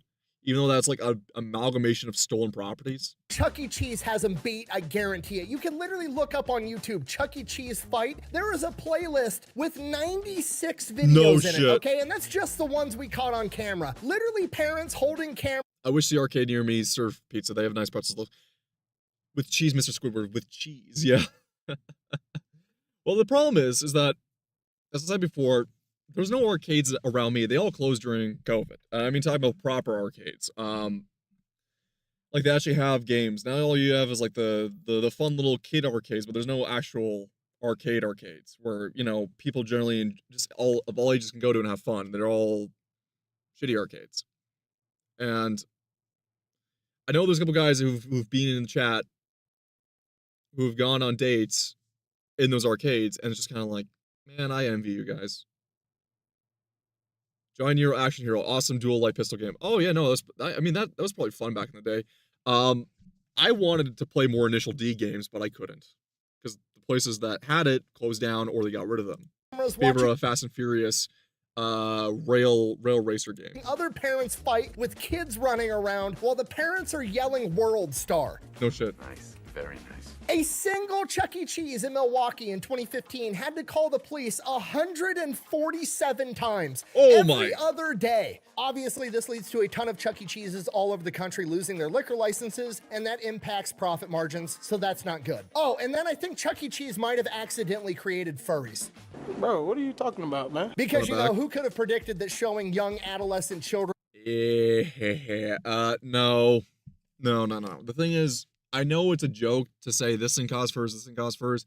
Anthropomorphism has been around for fucking centuries. I mean, we use traits of animals and then you make it into a character and then slowly get more human traits, so it kind of starts there. I mean, the whole history of fucking furs is a weird thing in itself. Something that I fucking researched. It's a weird thing. There's no real start flashpoint for it, but there was a lot. There was a lot that caused. I mean,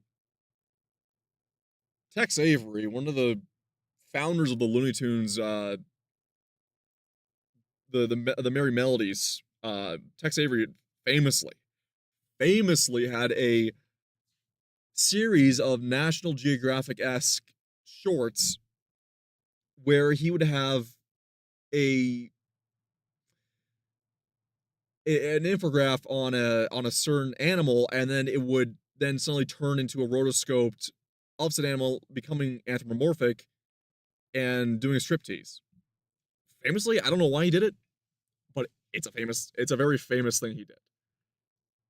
Look, when I say I like bunny girls, I mean the ones in the bathing suits with the ears and whitetail, not a fucking bunny. I mean, Hugh Hefner fucking took that aspect because, like, once again, why would Hugh Hefner have a rabbit? Bunnies fuck like rabbits fuck like rabbits. Bunnies. I don't know where the sexualization aspect came from, but it came from somewhere. What the fuck did I just hear? Charlemagne, we were talking about furries and Chuck E. Cheese. Welcome to hell. Oh, you mean the lizard thing? I remember that on Boomerang. Yeah, no, there was also one for a gazelle. And the gazelle at the end was like, oh, thank you. Like, for the compliment, I was like, the fuck is this? But no.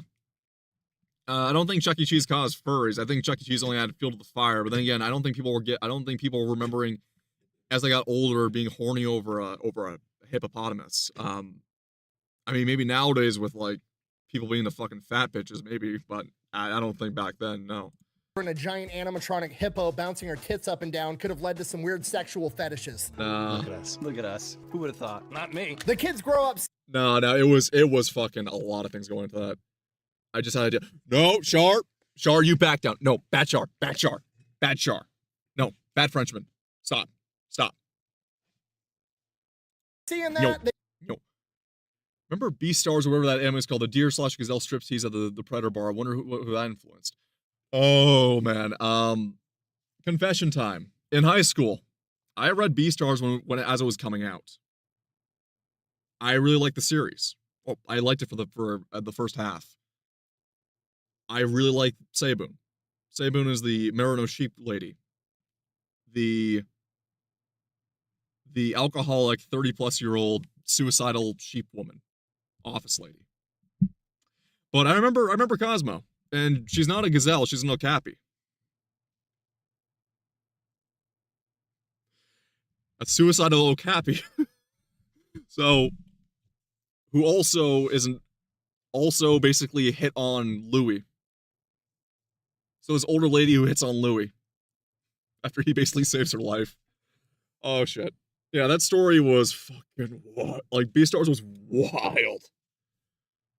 Unfortunately, it went downhill rapidly. Paru had no idea what she was doing later on, and every time she wrote a new female character, and because basically from what you can surmise with Beastars is that Haru was Paru's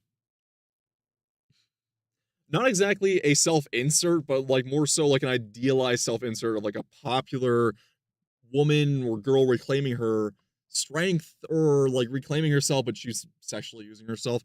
Haru was very much introverted, so she's the complete opposite of that. I'm not saying Haru, but like Haru definitely liked her OC No Steel Haru. She hated that people loved Juno. She hated that people liked fucking Sabun or how many other women in the series she would introduce and then immediately just write out the story because she wanted the Haru to be the best girl, you know, to be like that everyone loved. But it's like, no, we fucking hate the whore. We like Sabun. We like Juno. And fucking the story just fell apart as it was getting really popular because like Haru had no idea what she was gonna do post like chapter 110. She had no fucking idea what she was doing. And now she's making a manga series like Beastars, except it's got interspecies relationship between human women and anthro men, going against the agenda of human male and female anthro. And I say that jokingly because I think what's his face, Pult Fan, Japan Day Tripper, has been posting a rival series to that, and has been posting a lot of shit like that on my Twitter timeline. I'm like, Pult, please stop. Please stop. They want to work at Chuck E. Cheese when they're in their teenage years, then they get to be the mascot, and then things just spiral from there. And that's not just me hypothesizing. The fucking founder, Alan Bushnell, literally said it. You can't imagine the weird things that people do from inside of a Chuck E. Cheese costume. The other thing that you don't know is the weird things that employees do in the Chuck E. Cheese changing room closet. Locked door, small space, anyway. So other than that, business was great. And then they got accused of recycling pizza because, you know, the pizza from Chuck E. Cheese I remember is this not story. that great. They're serving it to drunk parents and small children. Nobody cares what it looks like. Well, people started getting these like lopsided pizzas where it didn't even look like it was cut from the same pie. So it's cheap, greasy pizza. But like then again, that's very much a health hazard. But like this shit's barely even like food to begin with. people started thinking that they were just taking old slices that people didn't eat and throwing them all together into one like monstrosity pie and bringing it out as a new pizza, which allegedly wasn't true, but a lot of people thought it was, so that led to a downturn in business. And then COVID hit, which was obviously a disaster for Chuck E. Cheese, but they needed to find a way to stay in business, and that's exactly what they did in the sketchiest way possible. As I'm sure you can imagine if you lived through it, food delivery services were basically like born and thrived under COVID. DoorDash, Uber Eats, Grubhub, all that bullshit. So Chuck E. Cheese started offering their pizza to get delivered to your house, but nobody on the planet would ever order a pizza from Chuck E. Cheese to get delivered to the house. It breaks the entire business model. It's not good pizza. Nobody wants that shit. So they're like, okay, what's the problem? Everybody knows our pizza sucks. We're just gonna come up with a different name. We're gonna have all these food delivery services list our restaurant as Pasquale's Pizza, you know? Holy shit. The So take a character that no one remembers and just rebrand it. animatronic pizza chef. It's Pasquale's Pizza. So people started ordering from Pasquale's Pizza. Sounds Italian, probably local, want to support local business. It's probably going to be great pizza. And then they were getting Chuck E. Cheese pizza delivered to their fucking house. Guess who just ordered from your favorite pizza place, Alfredo? Wait, Alfredo's Pizza Cafe? Or Pizza by Alfredo? Same thing. No. All right. You know what? I don't understand when you all talk at the same time. Is that unethical? Yes. Is that exactly the type This is the type of shit that ghost kitchens fucking do. Like how many stores were there of just like the same ghost kitchen like tripe was going on? Like this is nothing new.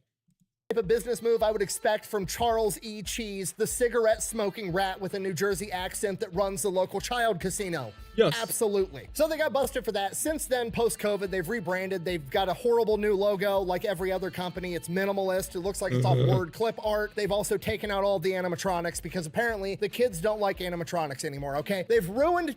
Okay, so literally what kids are fucking obsessed with, one of the series that was obsessed with Zoomers and now Gen Alpha was child horror games. Became popular, like Poppy's Playtime. Of course, Five Nights at Freddy's especially, right? You're telling me kids don't like animatronics? Like, kids literally run up to Springtrap cosplayers to hug them, right? This is bullshit marketing I've ever seen. This is out of touch marketing. No one's afraid of the animatronics anymore. In fact, they freaking love them. Chuck E. Cheese, okay? Every Chuck E. Cheese should have been turned into a national park and bought by the US government and preserved for mankind. Okay, I'm pissed. I don't give a shit if the kids don't like animatronics. Fuck them kids. Chuck E. Cheese was for me, the adult, okay? I got cheated out of it in my adulthood. Had it in my childhood, I want it in my adulthood too. Oh, fat electrician just wants to get in a fist fight at Chuck E. Cheese. Yes, absolutely, I fucking do, okay? Nothing would make me happier than knowing on my deathbed that I'm gonna pass away soon and my sons are gonna be at my funeral after putting me in the ground, drinking a beer together, reminiscing on all the memories they had with me, and one of them is gonna look at the other and go, you remember that time Dad got in a fight at Chuck E. Cheese when so-and-so tried to steal your tickets? Fuck yeah, I do. That would be awesome. That's a core memory that everybody should have. Okay, that's it. There's no point to this video. There's nothing to be learned. It's not a... There's just no morals. There's no right business way. It's just we ball. Brilliant business model. It's just, I wanted Chuck E. Cheese to exist. I was mad that it didn't. I looked into it and realized that it was fucking crazy that it ever existed. It's literally a fever dream by some dude that had fuck you money and made a childhood rat casino, literally adolescent Las Vegas, where the parents could get drunk and get in fistfights, okay? Unpopular opinion. There is one place I know of, and I'm not going to say the name, that I've been to. And it's ran and owned by a chain pizza restaurant. And it's in a very populated tourist area. And they still do this method. They got bowling, they got a giant fucking bar, and they got a massive restaurant that all connects to the arcade. A massive arcade in the floor basement. Granted, it's a shitty prize and token arcade, stuff I really don't like, but like, yeah, it is something to be seen.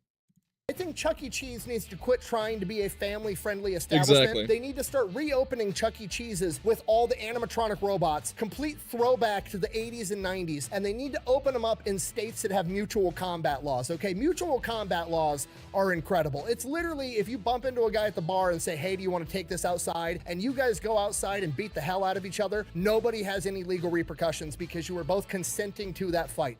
Did Scott Cawthon ever try to make a real-life Chuck E. Cheese with Freddy? Well, the thing is, Scott doesn't really own the rights of Five Nights at Freddy's anymore. He sold his share, partially because he was forced out, because when he started selling his shares in the company initially to investors, as literally the franchise exploded, people were upset the fact that he was donating to Christian charities and anti-trans charities, based kind of, and conservative charities and anti-abortion charities. So remember, Scott's a Catholic. He's an Irish Catholic. So Scott basically got hard pushed out of the company with money. I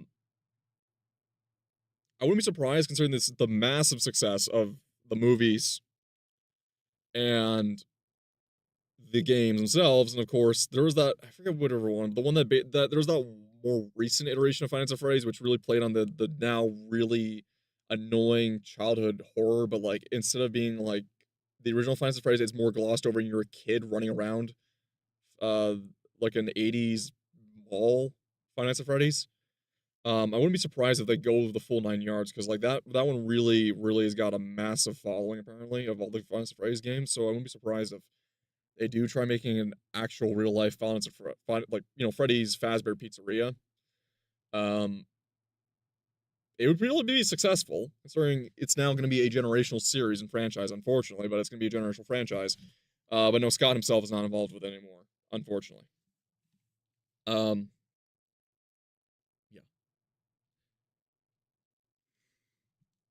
Open up Chuck E. Cheese's in all of these states that have mutual combat laws and install an MMA ring in it as well, okay? You have fight night at Adolescent Las Vegas every day of the week. It'd be incredible. Could you imagine being a kid and your dad is the local Chuck E. Cheese heavyweight champion? It'd be fucking awesome. Write that down, write that down! I sound like a crazy person. I gotta go. Thank you. No, you're not crazy, Nick. I feel like I'd go for the lightweight championship. Then again, I'm not sure what lightweight is considered anymore because I'm not a featherweight. I know I'm 200 pounds, but like I'm 200 pounds at my height. Would be in my height range would be a featherlight, but in terms of actual weight range, I'd be like a heavyweight or something like that, or midweight. I would fucking love to go for fisticuffs at a Chuck E. Cheese. Thank you for watching. Best way to support the channel is go buy some merch over at thefatelectrician.com. Quack bang out. The more history I study, the more I come to realize that the 1990s were the peak of human civilization. We The peak of Americana just in general, yeah. will never be that great. Never again. Pretty much. I'm gonna quickly pop over and kick to see if we're still live. Hopefully we are. Seems to be. We're not dead. Yay! Okay, good news. Kick is still operating. We're good. We're good. Oh, man. Because I know Ember's streaming. And hopefully she will maybe come on over afterwards. I don't know. When she's done. But low off a bit of wipe, we'll get a little bit of motion. We're going to come back on over. And we're going to keep watching. Because I'm loving these fat files. There's some I have not seen. Angry issues in the fried chicken. Oh, we're doing Colonel Sanders now. Fuck it. We're doing the Colonel. There is absolutely nothing that We're gonna talk about the Colonel. Colonel Sanders. Kick is still kicking. Beautiful. Beautiful. Yeah. We're doing Colonel Sanders. Fuck it. We ball. Also, Shar. I got news for you. If you're still here and you want to listen to this. Mr. AI waifu man himself. So, I talked to Sai, who after his unfortunate thing over up here in Canada, and that's his personal business, not mine to talk about, Sai is doing art again, and Sai decided to say to me, hey, listen, I know you paid me for a commission last year that I couldn't fulfill. You want me to keep going on it? And I said to him, well, I already got my VTuber model, I got my VTuber artist that I'm working with right now, but I want some channel mascot girls. And I said, since I'm a mechanic VTuber with a love for my in my ownership of cars, I have one currently, but my two Volvo C30s, we're gonna get some channel waifus. My two cars are gonna be channel waifus. They're gonna be modified into channel waifus. So there's gonna be some big news there. I'm excited for that, for when he's done, because I'll let you play around on the AI configuration on that one afterwards, but that's gonna be the channel waifus. Anyway, back to Fat Electrician. The life of Colonel Sanders. Anger issues and fried chicken. There's a joke there to be made of stereotypes. Best not to say it. Is going to prepare you for how crazy this story actually is. Today we're talking about Colonel Sanders, yes, the KFC guy. Okay, according to a 2010 study, only 40% of Americans between the ages of 19 and 25 knew that Colonel Sanders was a real person, and even less people know that he was a complete gangster his entire... No, it was positive endearing term. Okay. Yeah, I'm surprised people don't know who the Colonel was. Then again, how many iterations of Colonel Sanders have they had? I mean, the funny thing is, I still find internet, like, because we're killing off, unfortunately, we're killing off all the fast food mascots, right? Because, like, I hope you meant that in Charlemagne. I'm hoping you mean that in a way of having them pose with Serena rather than, you know, you retard with Serena. But, as I'm saying, though, is that, unfortunately, we have kind of killed off the fast food mascot, or, like, the food mascot, in a way, just as the peak of people making memes and fan art of them have taken off. If you're not seeing the trend on X recently, and And that's like, as I've unfortunately been exposed to it. People are taking the style of the Little Caesars art and making waifus out of it. People are taking, for a long since while, have just taken, and this is kind of creepy in some sense of the word, but then again, not from the art, from what I've seen. People have made the Wendy's mascot girl into a mascot. Colonel Sanders himself was made, the company took Colonel himself and, well, they did the joking like, oh, dating simulator, and they made him hot for the Western women market and the fucking Japanese market especially. They made Colonel Sanders a fucking silver fox for them. But even before that, we had Norm Macdonald, right, as Colonel Sanders, God rest his soul. I just feel like companies are trying to kill off the fast food mascot identity just as it's taking off in terms of like revival in popular culture. Granted, I don't want to be perverted or twisted or like having it as, you know, the internet's kind of dumb, but it's like it's kept in popular memory, so let's kind of bring back, you know, mascots and proper. Try to true form. Your life. Okay, most people don't realize this, but the sweet elderly Southern gentleman from the KFC logo didn't start selling Kentucky Fried Chicken till he was 66 years old. Prior to that, he had done every job under the sun. He worked for the railroad. He used to be a lawyer until he lost his law license for beating up his own clients in open court. He used to be involved in turf wars with bootleggers and oil companies during the Great Depression. He is king, absolute king. I know, if you don't know why I have such respect for bootleggers, because the bootleggers, a part of the operation for bootlegging was to tune and modify cars to have them outrun the law and do rally racing up and down roads. And that inadvertently led to the creation of stock car racing. And it's part of American culture, and tuning culture came from the fact people were moonshine running in their cars.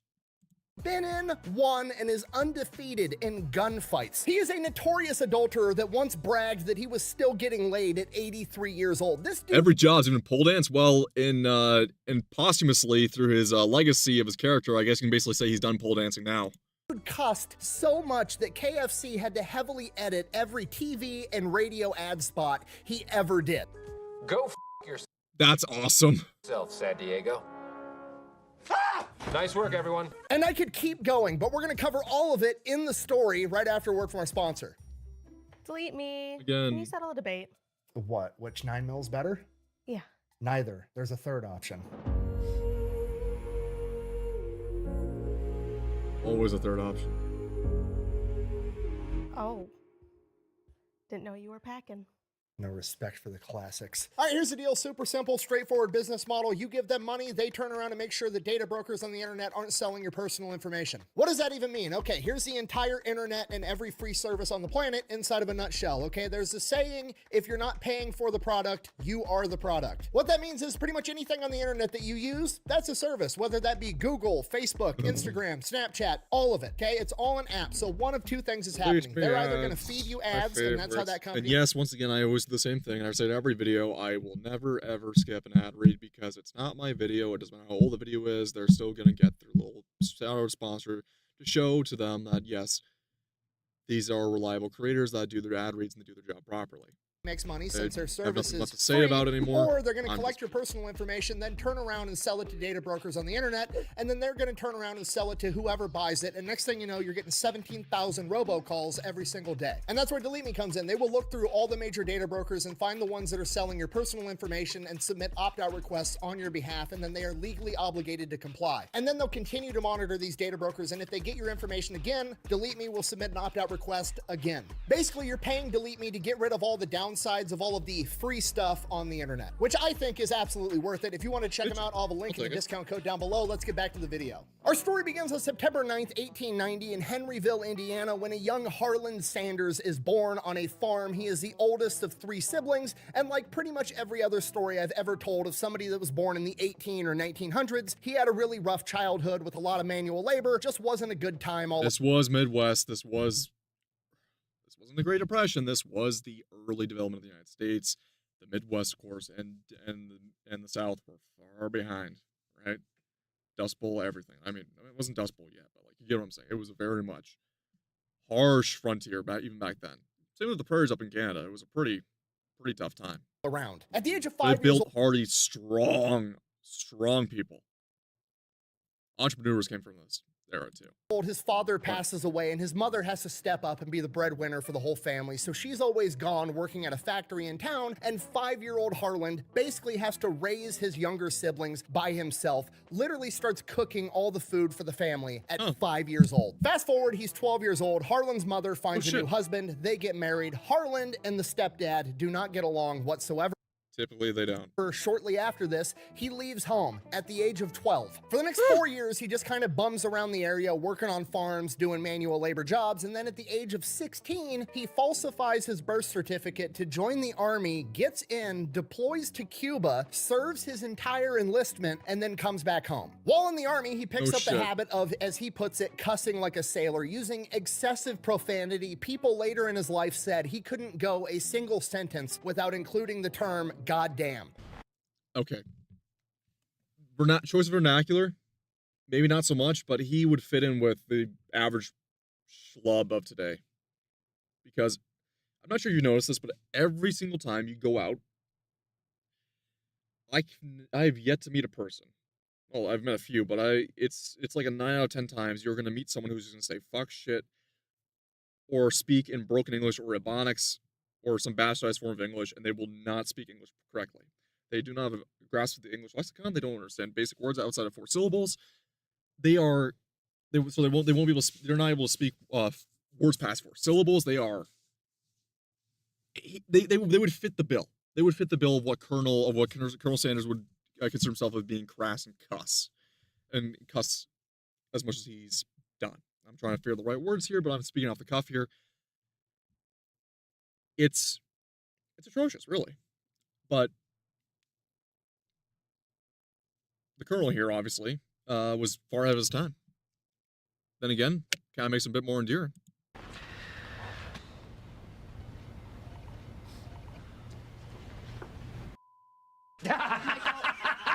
In his own autobiography, he said, and I quote, "I used to cuss the prettiest you ever heard." So 18 years old, goes back home, gets a job with the railroad, starts traveling all over the country, working for the railroad. While he's on the road, At least I'm originally say Tabernacle. Yeah, I mean, I only know some Quebec laws that will say Tabernacle ad nauseum, but it's mostly being replaced by other words nowadays. And once again, it doesn't have the same bite. It's not short and blunt to the point, but even then, the ones that are, they're getting used more so ad nauseum that they've lost their sharp edge that they once would have had. he meets a woman by the name of Josephine King. They wind up getting married, start having kids. So Josephine's back home with the kids. He's still working with the railroad. Obviously, he's gone a lot. And while he's gone, he decides he's going to cheat on his wife. Like, a lot. Or as he referred to it as tomcatting. So he's going all over the country just slinging witches. That is an old phrase for tomcat. But yeah, no, basically, if you don't know what a tomcat is, tomcat's basically another word for feral stray alley cat, male alley cat. And what do cats fucking do? Well, cats, well, they fuck. Alley cats reproduce like crazy. There's a reason why sort of like populations of animals, like, domestic animals will go out of control if they become strays. Foreshadowing at its finest. Okay, not great, but that's what happened, and it also gets worse. He also got fired from different jobs at different railroads a lot. Sometimes he was working for the railroad, sometimes he was like a traveling door-to-door salesman. He just kept bouncing from job to job to job because he had a humongous anger problem and was always getting in fistfights and beating the shit out of people. That is correct. The medulla King. oblongata. The medulla oblongata is where anger, jealousy, and aggression come from. After a while, his wife Josephine, understandably so, is fed up with his shit, and she decides while he's on the road, she's gonna leave him. He's lost his job too many times, he's cheating on her, she's out. She gives up the house, she sells all the furniture. I'm surprised she stuck around for that long. Maybe out of desperation, but you gotta remember too, some ladies will go out there and they will kill you for that. Of course, I mean, all right, all power to them. I would do the same thing if, someone cheated on me. I love them dearly, but it sounds like there's not much love in that marriage to begin with. She takes the kids and moves back home with her parents. And Harland is awkwardly pissed off about the furniture. Like, he's mad about the kids too, but he's very upset about the furniture for some reason. Like, in his autobiography, he says, and I quote, "That hurt me. I figured she didn't have any right to take my children or give away my furniture." He is equally as concerned about the furniture as he is about the kids, which I don't understand, but whatever. And it's probably because the furniture is gone. She gave it away. There's nothing he can ever do to get his precious furniture back. The kids, on the other hand, she still has the kids. They're at grandma and grandpa's house living with Josephine. He could still do something about that. So like a rational adult, he decides he's going to go to court and fight for custody of his kids. No, I'm just kidding.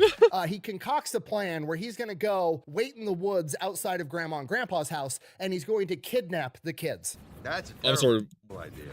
What? Oh, I mean, this was a different time and place, though.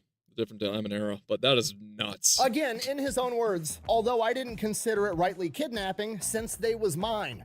So he heads over to grandma and grandpa's house, hiding in the woods in a pile of leaves, waiting for the kids to come outside to play. He's then gonna snatch up the kids, take them to the train station, and bounce. This is the early 1900s. They're never gonna catch him. So he's out in the woods, laying in this pile of leaves, waiting for the kids to come out to play, and he's just waiting, and he's waiting, and then eventually the sun comes up. It's Kentucky, it's summertime, it starts getting hot, he starts getting sweaty, there's flies buzzing around, and after hours of waiting, the kids still haven't come out. He's like, okay, this isn't gonna fucking work. So he decides he's just gonna go up to the door and knock. Goes up to the door, knocks on the door. His father-in-law answers the door and just says, "Howdy, Harland," and invites him in because, you know, it's the father of his children. Why wouldn't you do that? He has no idea the guy was just planning to kidnap his grandkids. Harland, his father, and Josephine then proceed to sit down in the living room and have awkward small talk for a little while. And he just gets up eventually and is like, I guess I'm gonna go. And Josephine is like, where are you going? And he's like, I found a new job in Illinois working for the rail company. I'm gonna head out there. And she goes, no,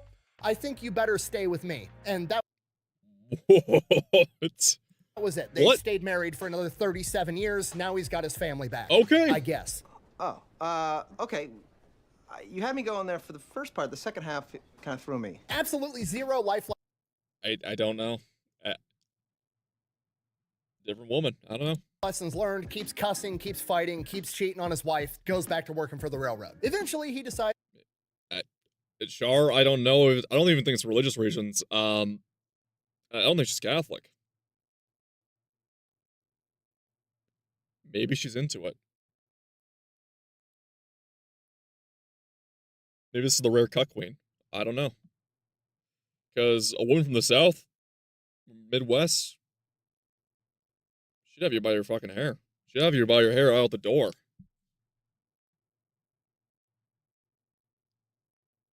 I don't know.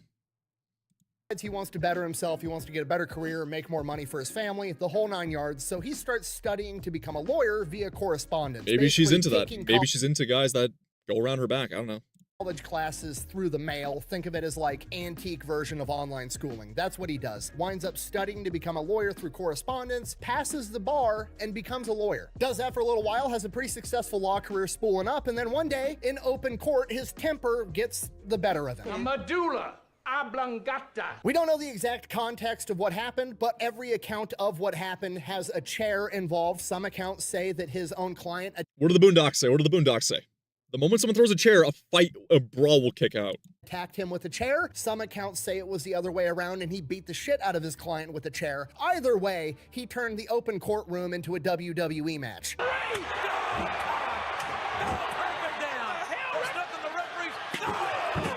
Because of this, he obviously loses his... I mean, Stone Cold basically embodies Colonel Sanders at that point. I'm gonna be real. His law license and goes back to job hopping. So he's a door-to-door salesman for insurance. And then after that, he decides he wants to be an entrepreneur. So he spools up an illegal ferrying operation across the Ohio River. The police eventually put a kibosh to that. So then he goes to work for Michelin Tire, being a tire salesman. And finally, that goes good. That's going great. The dude can sell tires like a motherfucker. He works his way up from being a salesman.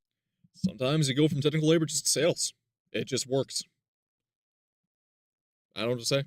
to like the regional director for the entire tri-state area that he's in, and he's like one of the big wigs at Michelin Tire. But then karma finally catches up to him, and we kick off the lifelong saga of karma desperately trying to put Harlan Sanders, this madman, in his place, and Harlan Sanders just adamantly refusing. One day he's driving his Model T with Michelin tires across the bridge, and the fucking bridge collapses, totaling his car. And at this point in time, he doesn't have enough money to buy a new car, so Michelin Tires fires him because you can't work for Michelin Tires as a tire salesman if you're not using Michelin tires, which is kind of fucked up, but also like there's no Amish electricians, so I get it. Oh, right, because I'm Amish, so I wouldn't know anything about your 69 GTO Judge. 455 big block, Ram Air, 411 Posi, something like that? Weird, that thing must have fallen straight from space. Well, good luck with your future ride, spaceman. So he takes what money he does have and he starts a acetylene lamp business. Gotta remember, this is like 1820s. Not everybody has electricity in their house with light bulbs, so people are using these little gas lamps to, you know, put on the table to be able to see at night. He starts a business making those. Very quickly, electricity becomes readily available, puts him out of business. Karma is just trying to shut this guy down. So he decides, all right, I'm gonna have to go to the next big town over. I'm gonna have to go get a job, don't have a car, I'm broke. So he hitchhikes to Louisville, Kentucky, and the first car to pick him up tells him his life story, and the guy's like, I actually own a gas station and I'm looking for somebody to run it for me. You think you can do it? And Harlan Sanders is like, sure, why not? Fuck it, why not?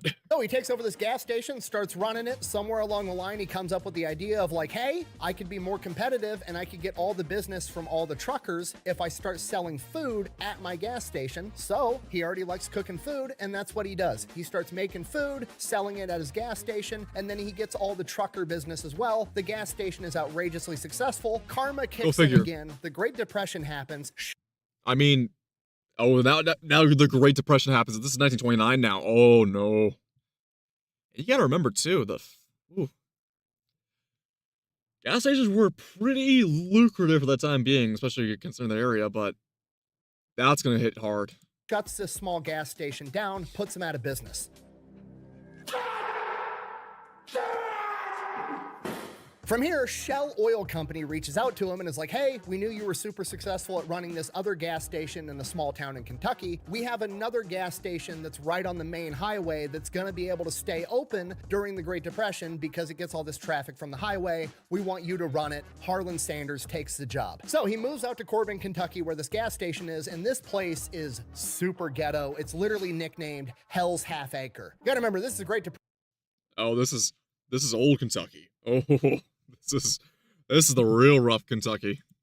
Everybody's poor. Poor people commit crime to feed their kids. So you got that going on. On top of that, you've got prohibition. This is right by the highway. All the bootleggers are running their booze through this area. There's all kinds of crime. So he takes over this gas station, starts selling gas, starts selling food, but he needs people to know that there's food around. So he starts putting up signs and everything saying like, hey, we're a gas station that also serves food. This is Kentucky in like 1930, whatever the fuck. And people just love shooting at signs, I guess. And it gets so bad that you can't even read the signs because there's so target practice. You want to eat? Learn target practice. Learn to hunt. many bullet holes in them. So he comes up with an alternative idea of he goes to all of the farmers in like a 50-mile radius and pays them to be able to paint a big advertisement on the side of their barn because people aren't going to be shooting at a farmer's barn because they could hit somebody or hit an animal, or a farmer's going to come out with a shotgun and fucking shoot you back. And it's a brilliant idea, and it's working really, really good. And it starts cutting into the other rival gas station's business, and that gas station is owned by a guy by the name of Matt Stewart, and he's pissed off about it. So he goes around and starts painting over Harlan's barn signs. Harlan finds out about this, so like an adult with a cool, rational head, goes over to Stewart's gas station and childish actions going to require a juvenile response. Very politely tells him to stop, or, and I quote, "I'll blow your fucking head off." Wow. Okay, Harlan Sanders is not going to tolerate people messing with his money. Playing with my money is like playing with my emotions. A couple weeks later, Harlan's got a big day. Some Shell oil executives, 2 of them, are coming to town to have a meeting with Harlan about how well his gas station is performing. And while they're sitting in the gas station having a meeting, talking about how great of a job Harlan's doing, one of the employees comes in and lets him know, hey, Matt Stewart is out on the side of the road right now painting over one of your advertisements on farmer so-and-so's barn. At which point, Harlan says, I told that motherfucker what I was gonna do, so he grabs his gun. The Shell Oil executives also grab guns, and they go out and confront Matt Stewart. As soon as they get out of the car, Matt Stewart draws a gun, fires at them, killing one of the Shell Oil executives, to which Harlan Sanders then shoots him signs from the competition and putting up his own signs instead. The exact thing that he was pissed off. I love old Midwestern stories like this. It's just so nuts. I love this era. Like, the Coen brothers try to encapsulate it. I get they're doing more Southern, but they try to encapsulate it within Oh Brother, Where Art Thou? If you've not seen Oh Brother, Where Art Thou, Char, you gotta watch it. It's a great movie. It's based off the Odyssey by Homer, but it's set up in is it Alabama? Yeah, I'm here. I'm saying, you gotta watch Oh Brother, Where Art Thou?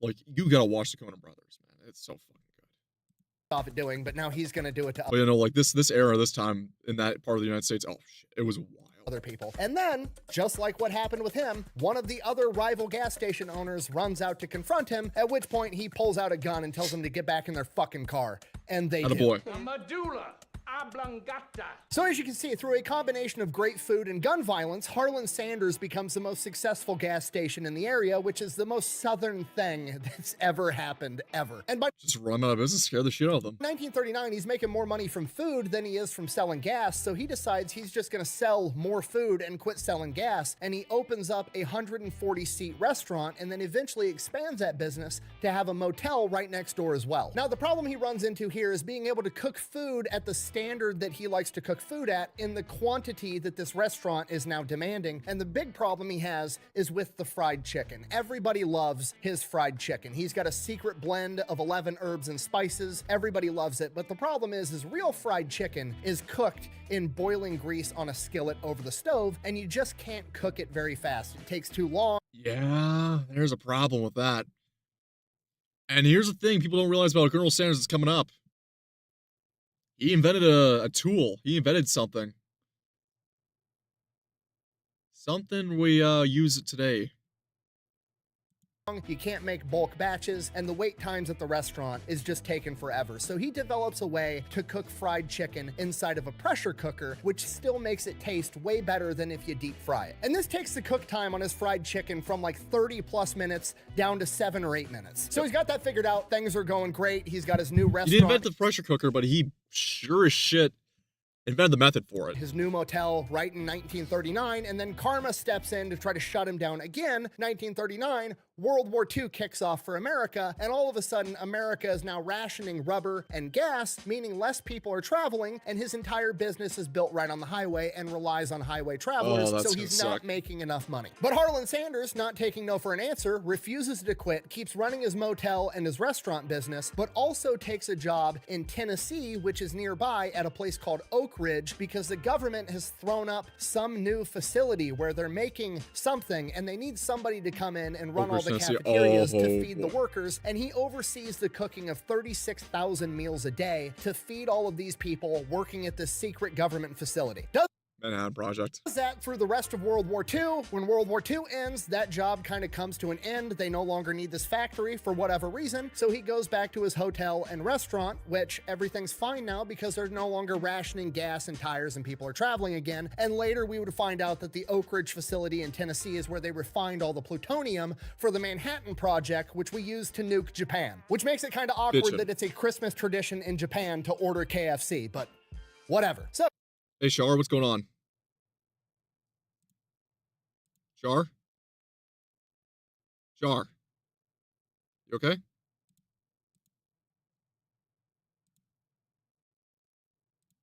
Are we still live?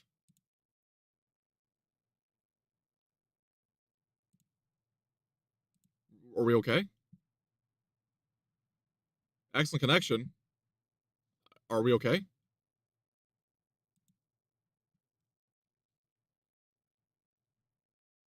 Okay. Okay, we're still good. Oh, thank God. Okay. We're all right. Alrighty. Just seeing. You know, I got an Ethernet cable set up. I got everything running. Now, I don't know why it's just doing this to me now. I was surprised the nuke was involved. Yeah, well, it always comes back to it. You gotta remember, the Manhattan Project, for its sheer size, was a complete, just, not only was it, secrecy, but there was hundreds of logistics for this project. Not just the scientists, not just the refiners, but the mines. Like, it was an international project. Remember, a lot of the uranium came from Ontario for the Manhattan Project. There was a lot of shit involved across North America.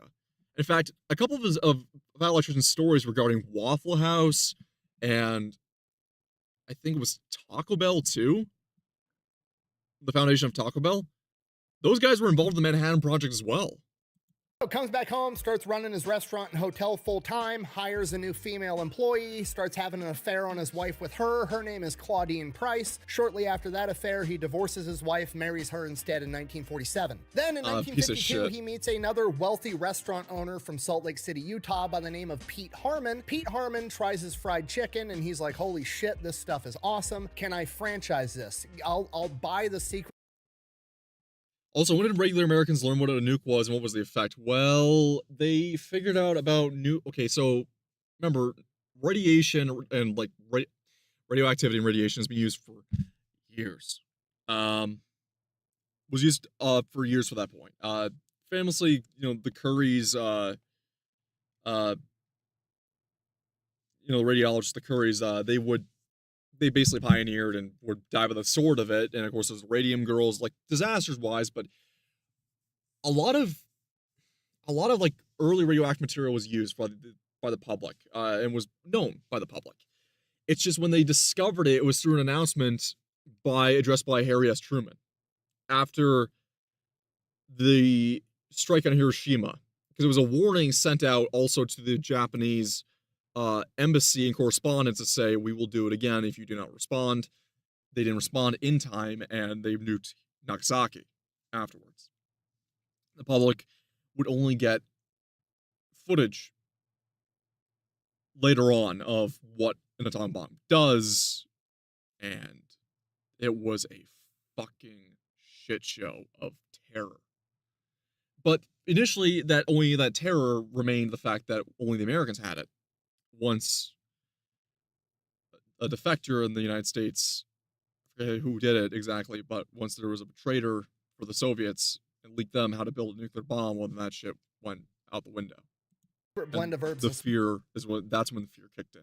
Spices from you. You don't got to give me the secret. I'll just buy it straight from you. Show me how to do this with a pressure cooker, and I want to sell it in my restaurants in Salt Lake City, Utah, and I'll give you 4 cents for every piece of chicken that we sell. Colonel Sanders is like, sure.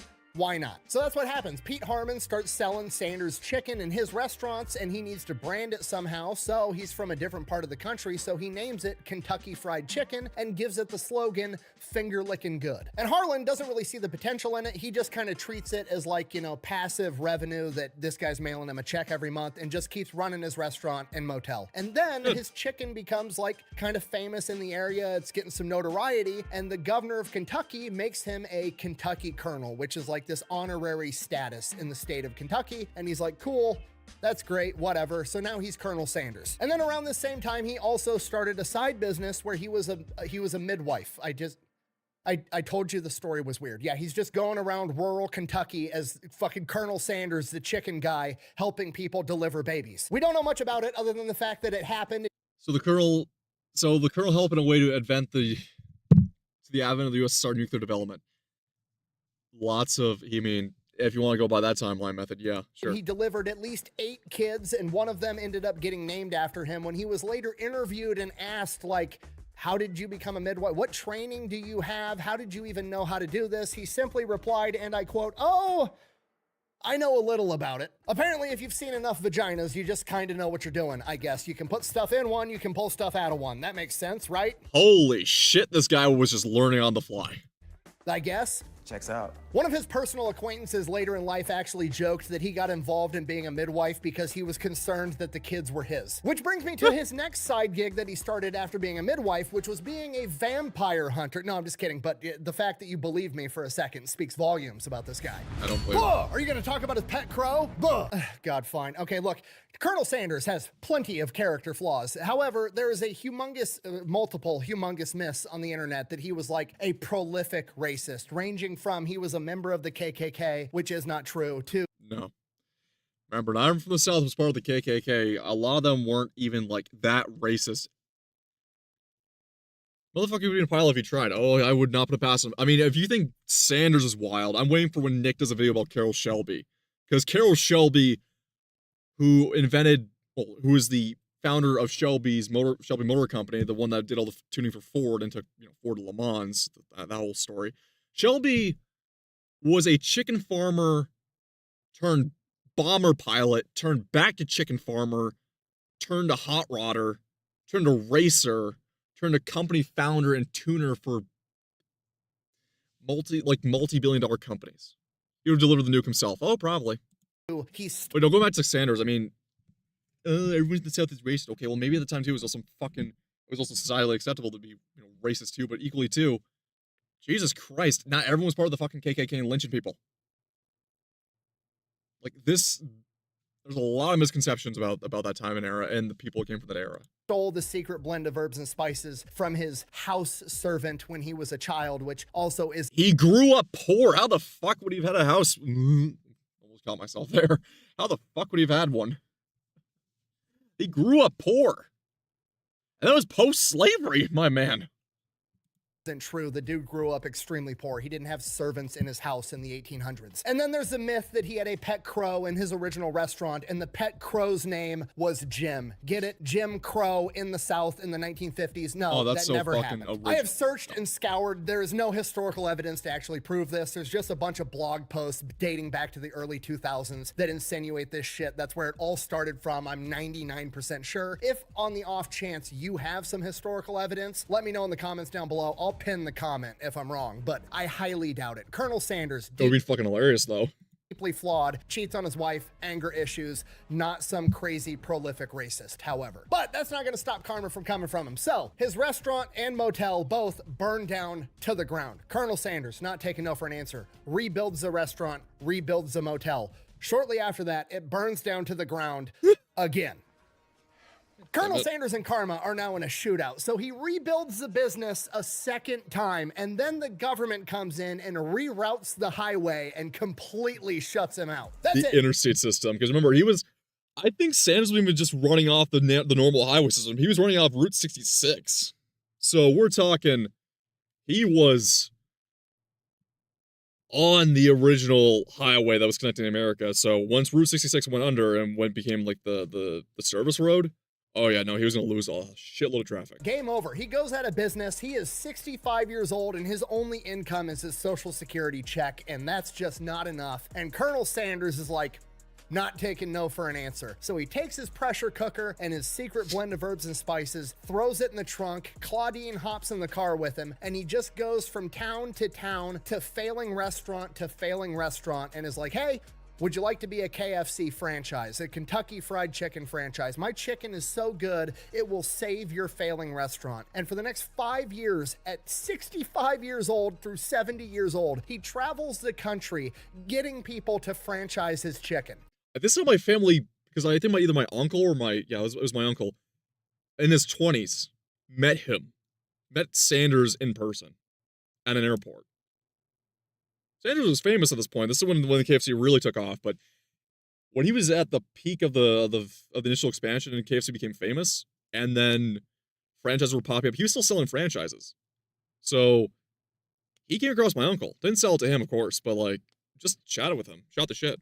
Him and his wife are literally sleeping in their car, and he's 65 to 70 years old the entire time. But during that 5 years, they get 200 people to franchise their chicken. 3 years after that, he's up to 600. Other things that happened during this time period. Him and Claudine go out to breakfast one morning at a diner while they're on the road trying to get chicken franchises, and he orders some eggs. The eggs roll up. They're not cooked right. He sends the eggs back. The chef says the eggs are cooked right and sends them back to him. No, Colonel Sanders, you're wrong. Colonel Sanders then proceeds to pick up the eggs, get out of the booth, walk into the diner's kitchen, and throw the eggs at the chef, at which point the chef rushes him with a kitchen knife, and Colonel Sanders, at the age of somewhere between 65 and 70, fends him off with a bar stool. Medulla oblongata. Another thing that happens during this time period is he's going to all these failing restaurants, and essentially they're just buying the chicken. They're not officially becoming KFCs yet. It's still mom and pop's diner, but they also sell Kentucky Fried Chicken there. And some of these restaurants are still failing, despite the fact they're now serving Kentucky Fried Chicken. So he hires a guy to help these restaurants out, to go in there and show them how to run a restaurant up to the Colonel's standard to help these businesses thrive. So that guy goes in there, fixes a bunch of KFCs, makes some profitable businesses. This is, I mean, okay. If you know about the story about the founder, yes, it's the movie. It's a good movie with Michael Keaton. Motherfucker did a counter. Yeah, no, he parried the knife. He parried the knife. But the thing is, if you know the story about Ray Kroc, the McDonald's founder, or the one who took over the business of McDonald's and made it the way it was, he basically did all the logistics that Colonel Sanders would have done. Basically, Colonel Sanders is the antithesis to Roy Kroc with McDonald's, where he made the business, he did it himself, but when it came to like logistics and everything, he could not figure out dick nor shit. Roy Kroc took the standardized practice and then enforced that across all chains. So he himself was better with logistics than he was with the preparation of food and understanding about what made a customer sell. He just knew how to franchise. When it came to the initial product, he didn't know how to do it. Colonel didn't really know how to market himself, so he went to others for marketing. Colonel Sanders pays him a bunch of money. He turns around and uses that money to start his own chain of restaurants selling burgers, and that guy's name was Dave Thomas, and he named his burger chain after his daughter, Wendy. What the hell? Damn.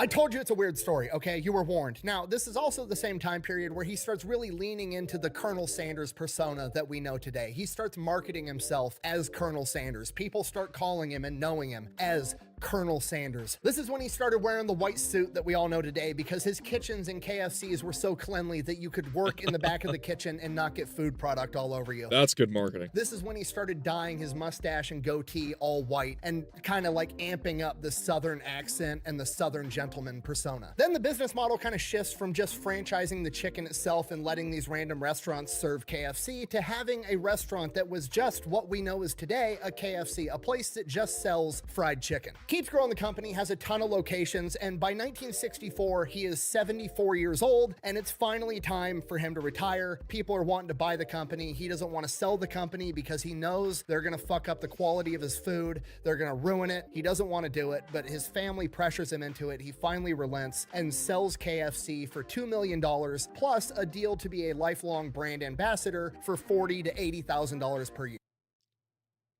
Not the best deal, but not the worst either. Shortly after he sells the company goes public. As soon as they go public, now the company is more concerned about making a return investment for their shareholders than they are about putting out quality food. So they go in and just completely ruin the quality, just like he was concerned with. They quit using the pressure cookers and start using deep fryers. They go away from his original recipe and add extra crispy, which he was furious about and said was nothing more than a fried dough ball on top of a piece of chicken. Jeez. And then this final straw was when they changed the recipe to his gravy. He was absolutely furious. He went inside of a KFC, tasted this gravy for the first Damn.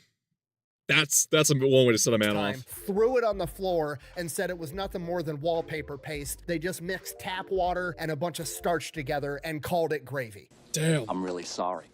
Yeah. Well, hey, I'm really sorry too. Colonel Sanders then And I think that Lolly right now is watching Fallen Down. proceeds to spend the rest of his life until he's 90 years old talking so much shit about KFC ruining his recipes, they had to sue him to get him to stop. He was a royal pain in the ass for KFC until he passed away from pneumonia at the age of 90. And that is the story of Colonel Sanders. Yes, he was real. Yes, all of that is true. Is he a good role model? Probably not, but Nope. you have to admire his ability to push through adversity and not take no for an answer. Thank you for watching. Best way to support the channel is go buy some Game merch, recognizes maybe game, drink some and that Echelon, man's go got check game. out Pepperbox. Links for all those are over at thefatelectrician.com. Quack bang out. We're moving on to Count Dankula after this one, but that was a freaking great video. This started as a KFC video. It just turned into the Colonel Sanders video. Oh man, the king of the chicken. We're gonna move on to a different video. And this video is gonna be on Count Dankula's channel. Count Dankula did a video recently about Mariam Rodriguez, the woman who took on the cartel. We all Now, now, typically when people talk about women doing things against criminal groups, they're gonna want to make it like over-exaggerated, but I trust Dankula's videos on this one. This humor. But mainly, though, how the fuck do you take on a cartel? We all fantasize about that moment where we become the main character. You see injustice unfolding in front I just of want to live you, a quiet life. and in your head, the music starts playing as you start to unlock hidden trauma powers and deliver a 10-minute monologue right before kicking someone's teeth in.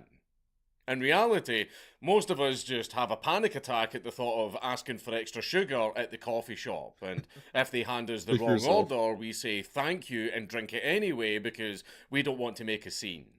Yeah, and then again, I'm pretty introverted too. That's why I just don't deal with people in general. And that's fine, that's what a lot of people do. We cry, we complain. Best case scenario is we make a vague Twitter post and go back to pretending that we're okay while we're actually slowly dying inside. But sometimes life gives you a real gut punch. The kind that stings for life. No drama, no music, just pain. And yes, I'm talking about being born in Mexico. But imagine alongside that, your daughter just got kidnapped by one of the most violent cartel gangs in the region. Uh-oh. The police are just a background decoration, and the government even more so.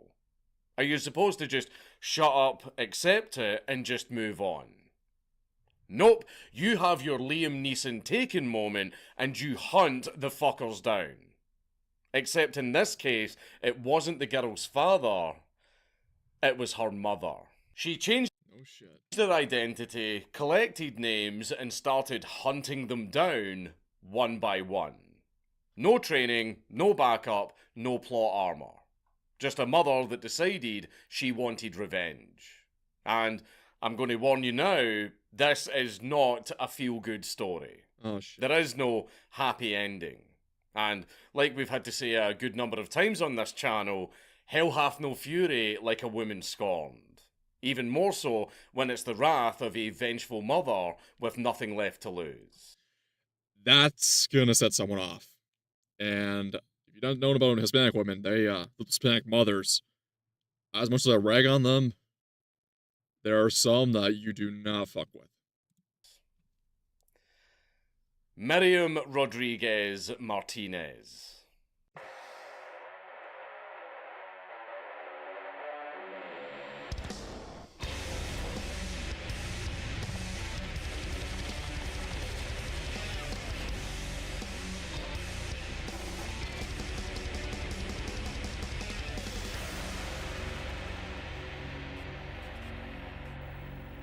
Please leave a like and a comment on this video because it really helps me in the algorithm.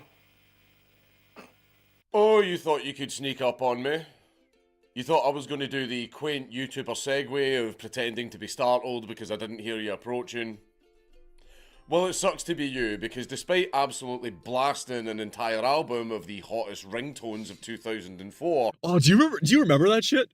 Okay, do you remember when they used to have in CDs, like, you could buy, samples from, like, you could literally, like, text and buy, ringtone samples? If you bought, like, a CD album, you can basically get, like, one of the songs as your ringtone?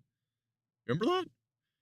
I remember buying or getting getting Kanye's Graduation, and you can literally open up into the inner portfolio or inner pamphlet, and you can still see the classic Virgin Mobile text this number for these for this song as your ringtone. I can hear you coming, thanks to the awareness mode of my listening hardware, courtesy of today's sponsor, Raycon. That's right, with the new year upon us, it is the perfect time to upgrade your listening experience to these bad boys, the essential open earbuds. The problem with normal earbuds is that they block out absolutely everything, so I can't hear sausages sizzling on the hob that are about to burst and splash hot oil all over my face. Nor the car that is hurtling towards me, or, most destructively of all, the silence. Horrible silence. When you have two toddlers who are being a little bit too quiet. Oh, I forgot he's a father. Oh shit. That's scary. You know that you've already lost at least 1,000 points of Black Templars. But thanks to their open-ear design and multi-angular hook, these bad boys allow me to remain aware of my surroundings enough that I can stop my children's destructive tendencies instead of taking their hint and getting into a less cringe faction. I'm being serious though, by the way, because whenever I want to lock in on work, these things are a godsend for being able to get in the zone with some music while also still being able to keep tabs on my children. The essential open earbuds are also great at the gym because they are super light.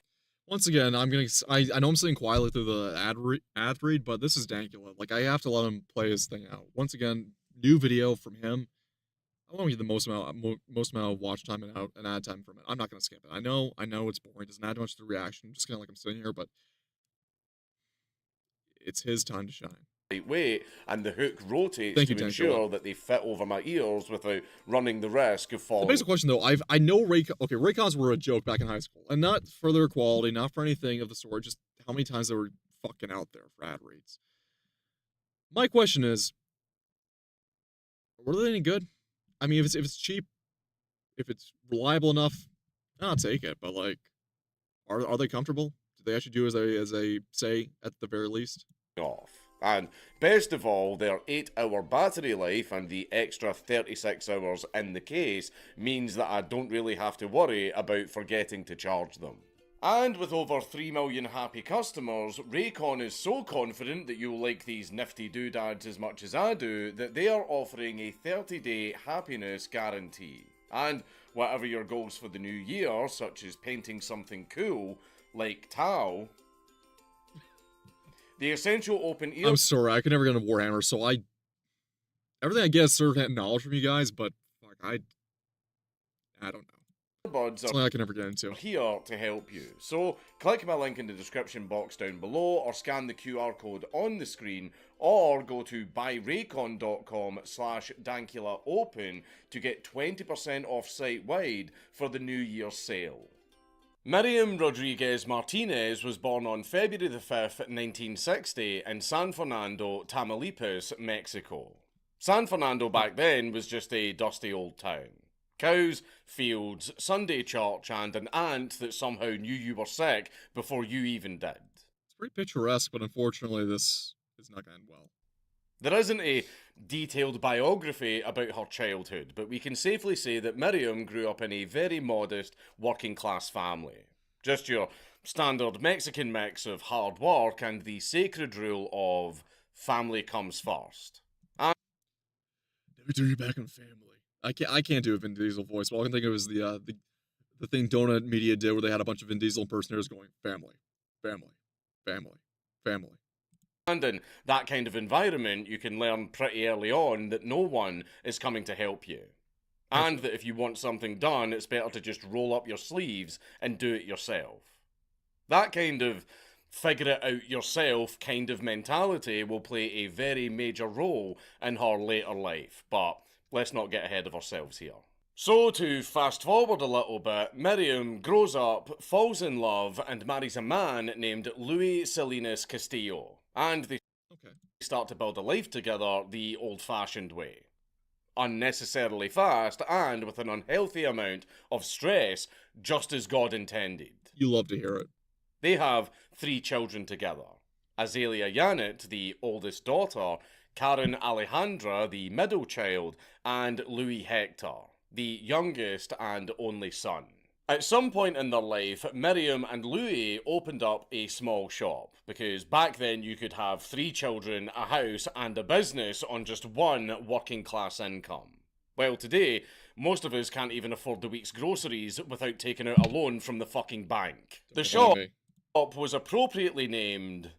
Once again, for a shitty economy that Mexico has, or like a lot of countries have, I mean, fuck, you go to Thailand on their salaries they have there, or like Indonesia, it's not bad.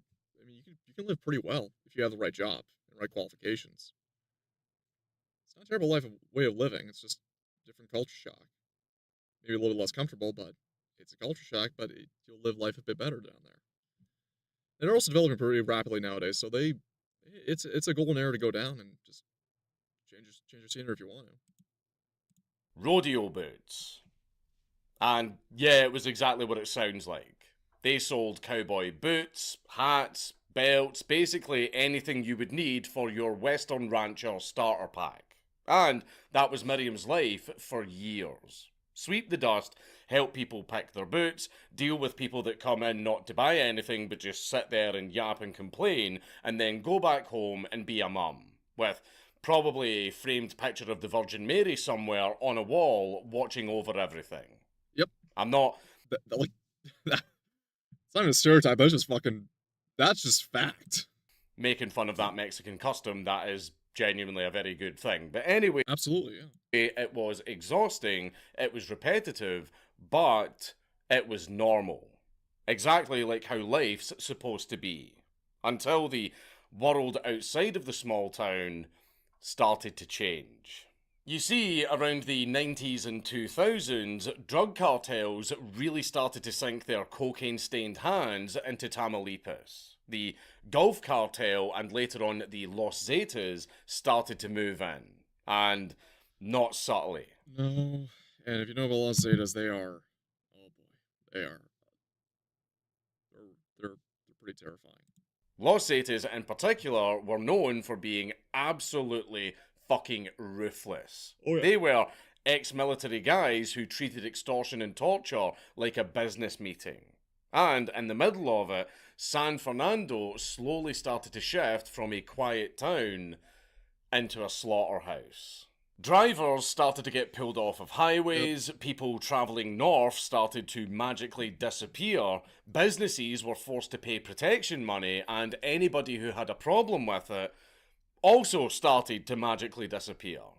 Just to hammer in how bad it was here, San Fernando has two of the biggest massacres in the entire Mexican drug war. Shit. Oh boy. The first one being the 2010 San Fernando Massacre, where after a shootout between the cartel and the authorities, the patrolling Marines stumbled upon a ranch and they found 72 fucking bodies stacked in a room. Shit. All of whom were mostly migrants from Central and South America who were kidnapped off of buses and then shot because they refused to work for Los Zetas. And a year later, they dug up more than fucking 40 mass graves with a total of 193 corpses pulled out of them. You know that shit is just absolutely fucked when the phrase, "we found another mass fucking grave," just becomes a regular part of daily conversation. With the streets empty at night and a lot of abandoned houses because tens of thousands of families were fleeing for safer cities, San Fernando started to look like a shell of its former self. And Miriam and her family were living through it. Her son, Louis Hector, decided not to sit around just waiting to be another statistic like a lot of the other young men in Tamaulipas. So he escaped to Texas to build a new life. I mean, if he did it legally, great. I'm not sure he did, but yeah, I'd say get the fuck out of Dodge. If you can do it legally, get the fuck out of Dodge. Close enough to still speak Spanish, but not close enough for some random men in a pickup truck to just gun him down because they felt like it. Karen Alejandra, the middle child, on the other hand... Oh man, just a light-skinned Gyaru type. Oh god. Yep. Poor girl. Decided to stay. She was 20 years old at this point, and she was studying and helping out at the shop. And Miriam just keeps doing her usual mum things. She tells her to come home early, don't argue with anyone, so on and so on. Just get out. Miriam's life itself is a little bit complicated. Her relationship with her husband, Louis Salinas, isn't exactly a fairy tale. And at one point, Maybe Charlemagne, maybe. Miriam even leaves for work in the United States to work as a nanny and a housekeeper so that she can send... I want to see the General Electric rotary go down south, considering how much they're fucking with San Antonio airspace. Not San Antonio. Was it San Antonio? Or El Paso airspace right now. How much they're fucking with it with their little drones they're testing out down there. But yeah. And money back home. I gotta take a quick break. I'm sorry, I gotta go take a quick leaky break. Be right back, okay?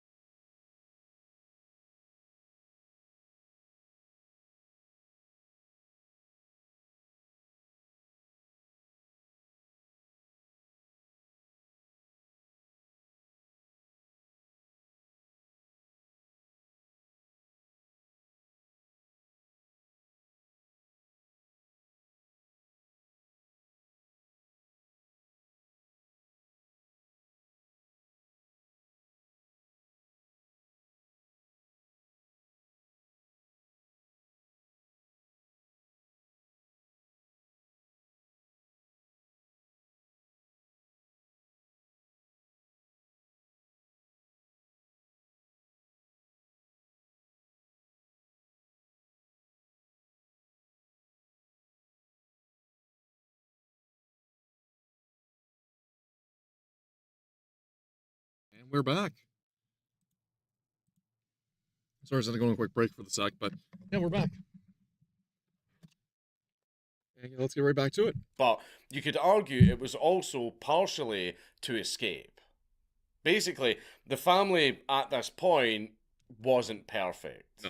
It was a little bit messy, but hey, whose family isn't? Meanwhile, things in the region just kept getting worse. I'd imagine there Kidnappings became so common that, and I shit you fucking not, the banks in Tamaulipas started to offer kidnap loans. Oh my god. A special kind of loan so that families could pay ransoms. Having your loved ones kidnapped was so fucking common that banks turned it into a fucking product. Shit. That is how fucking broken everything was. At one point, members of Los Zetas tried to kidnap Louis Salinas, Miriam's husband. And while most people in that situation would freeze and pray for the best, Miriam got into her car and started chasing after them, calling the army as she did. The soldiers showed up and actually managed to arrest the kidnappers. And that's why I mentioned the do-it-yourself mentality from an early age. Miriam was just wired differently from the start, because if someone goes for her family, you just fucked up. But courage alone doesn't create a shield. No. And this is where we're getting into the dark part. San Fernando was still San Fernando. January the 23rd of 2014 started just like any other day. No build-up or foreshadowing. Just an ordinary afternoon. Karen Alejandra, the middle child, was driving her pickup truck through town, either coming home from school or from the shop. It was just her driving her normal route that she's done 1,000 times before. Right. Then suddenly, 2 trucks pull up and box her in, armed men jump out and grab her, and then stuff her into the back of their truck and drive off. All of it happened in about 5 seconds. People might have seen it, but if they did, they pretended not to. By the time the dust had settled, Karen was gone. The kidnappers then took Karen. And based on the way the story's gonna go, I don't think he's making that out. To the Rodriguez home. Now, why did they take her to her own house? I really couldn't tell you for sure. Maybe because that was the fastest way to get off the streets and have a secure location, and they may or may not have known that the house was empty beforehand. Maybe it was so they could also rob the entire house while they were at it. Maybe it was calculated, or maybe it was just luck that nobody was home at the time. We don't actually have any fucking idea. All we can do is assume. But either way, while the kidnappers were holding Karen hostage and stealing fucking everything in her house, a mechanic actually knocked on the door of the house because he had been booked in that day for an appointment to do some work on the family truck. The kidnappers saw him and just fucking panicked, so they grabbed him as well and fled the scene. Now, the part that really confuses me is the kidnappers just let the mechanic go that very same day. Maybe they got cocky. They realised that he had no value as a hostage and killing him would just cause problems. But wouldn't he be much more of a danger alive and able to give witness testimony to the police? And let's be real, the cartel has no problem whatsoever with willy-nilly murder. Right. They have killed a lot more people for a lot less. But then again, if he went to the police, would they even really take his testimony seriously? No. This entire part has just given me a little bit of a headache, so we're just going to move on with the story. Basically, they nabbed this random mechanic as well and released him for reasons that we could just never figure out. But this mechanic will play a very important role later in the story. Miriam and her family went to the police, but obviously everybody in town already knew the script. The police were outnumbered, outgunned, and most likely useless. already on the cartel's payroll. Corrupt, useless, you name it. Anyway. And then the phone calls began. Unknown voices of men who sounded bored, like this was just another thing for them to do on their to-do list. They tell Miriam that if she ever wants to see her daughter again, she better pay the ransom. They give the instructions, the amount, the location, and so on. Like I mentioned, this is just a daily to-do list for them. The conditions were no police or army. As if they would even willingly get involved in the first place. Miriam and her family started to pull money from absolutely everywhere that they could, selling belongings, begging relatives, and even taking the kidnap loans from the banks. Shit. They then leave the money in the multiple locations where they were told to leave it. A clinic, a cemetery, a gas station, etc., etc. Now, the money disappears from the drop-off site, but Karen doesn't come back home. They were then asked for even more money, and they had to do even more drop-offs. Right. And this happens more and more. More money, more drops, and nothing in return. By the end of it, the family had spent a rough estimate of $40,000 on ransoms. But Karen was never returned. It was obvious that the cartel was just trying to bleed as much money out of them as they possibly could, and Miriam had no idea if Karen was even still alive. The thing is, how much I've known about cartel stories, she's not. No. By that point, the panic and fear turned into something primal. And Miriam does what most people would never dare to do in that situation. She arranged a meeting face-to-face with one of the kidnappers, a man known as Sama, who was later identified as Christian Jose Zapata Gonzalez, a member of the Los Zetas. Yep. They meet up in a local restaurant called El Junior, with people eating tacos and music blasting from a cheap TV in the corner. It hardly seems like the ideal place for such a serious conversation. But Miriam is now sitting opposite a man who might know whether her daughter is alive or dead. Miriam gives the guy the money, which is a couple $1,000s. And, of course, he takes the money right away, but he doesn't give anything in return. He just shrugs and hints that Karen is probably already dead. Piece of shit. Now, most people would absolutely break down here, but not Miriam. No. But time starts to drag on. Months turn into more than a year of not knowing.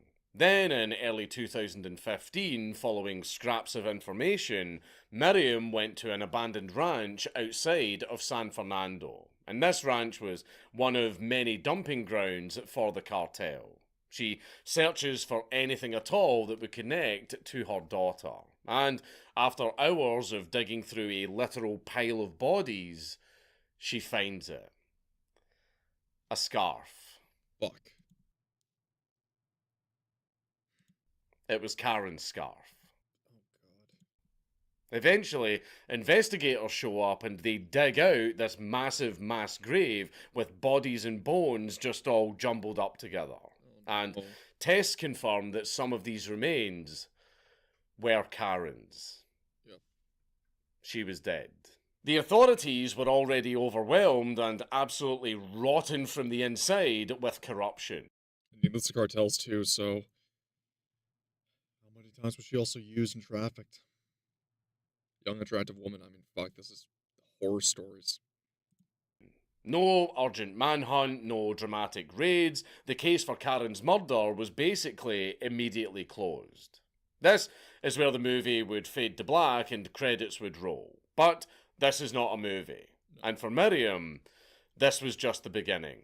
You see, somewhere between the massive money debt from paying the ransoms, the useless police, and the digging in a literal pile of corpses for her daughter's remains, Miriam's grief mutated into something that only a parent who lost their child could feel.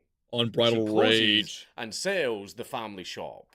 She stops waiting for calls and the police to do something, and instead, she starts collecting names. She learns how to use social media, digging through Facebook profiles, friends lists, photos, any face or rumour that she heard from people. She started gathering anything at all that could be connected to a kidnapper's nickname. Miriam starts asking questions. She starts filling up notebooks, she starts remembering details, and step by step she turns herself into something that the Mexican authorities refuse to be. someone who actually gives a fuck about justice. If no one was going to hunt the people that took her daughter away, well... she's gonna make sure it fucking happens. She's going full man on fire. She was going to do it her fucking self. From that point on, Miriam's life was basically over. All that was left was revenge. She takes the money from the shop that she sold and she starts buying things in preparation. Bus tickets, little bribes here and there, fake IDs, which we'll get into later, food while on the road, and whatever the hell else she needed to go and poke around in places that any sane person would avoid at all costs. Her son, worried sick, did offer her a safe place in Texas, but realistically, there was nothing that he or anyone could say or do to stop her. No, she wants blood. What do you say to a mother whose daughter was kidnapped, ransomed, and murdered? Calm down. I mean, yeah, good fucking luck, man. She starts with what she already had in her notebooks. The nicknames from the ransom calls, as well as the voices that she remembered. And, most importantly, information from one of Miriam's most important sources. The mechanic that the kidnappers also took hostage. Oh, and he's probably still pissed. We mentioned that fucking headache only briefly because the Los Zetas just decided to release him for some reason.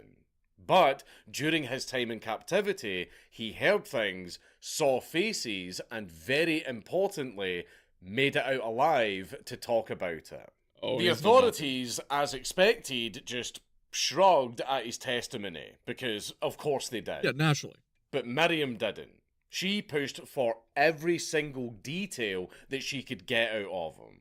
Height, body shape, accents, tattoos, phrases, the way someone laughed, the way they walked, the way they dressed, fucked up. anything that could become a lead. Done fucked up. Miriam then opened up Facebook. Now, cartel members are many things, but experts on privacy is not one of them. They actually prefer to be known. A lot of them prefer to be known, so their name spreads fear further.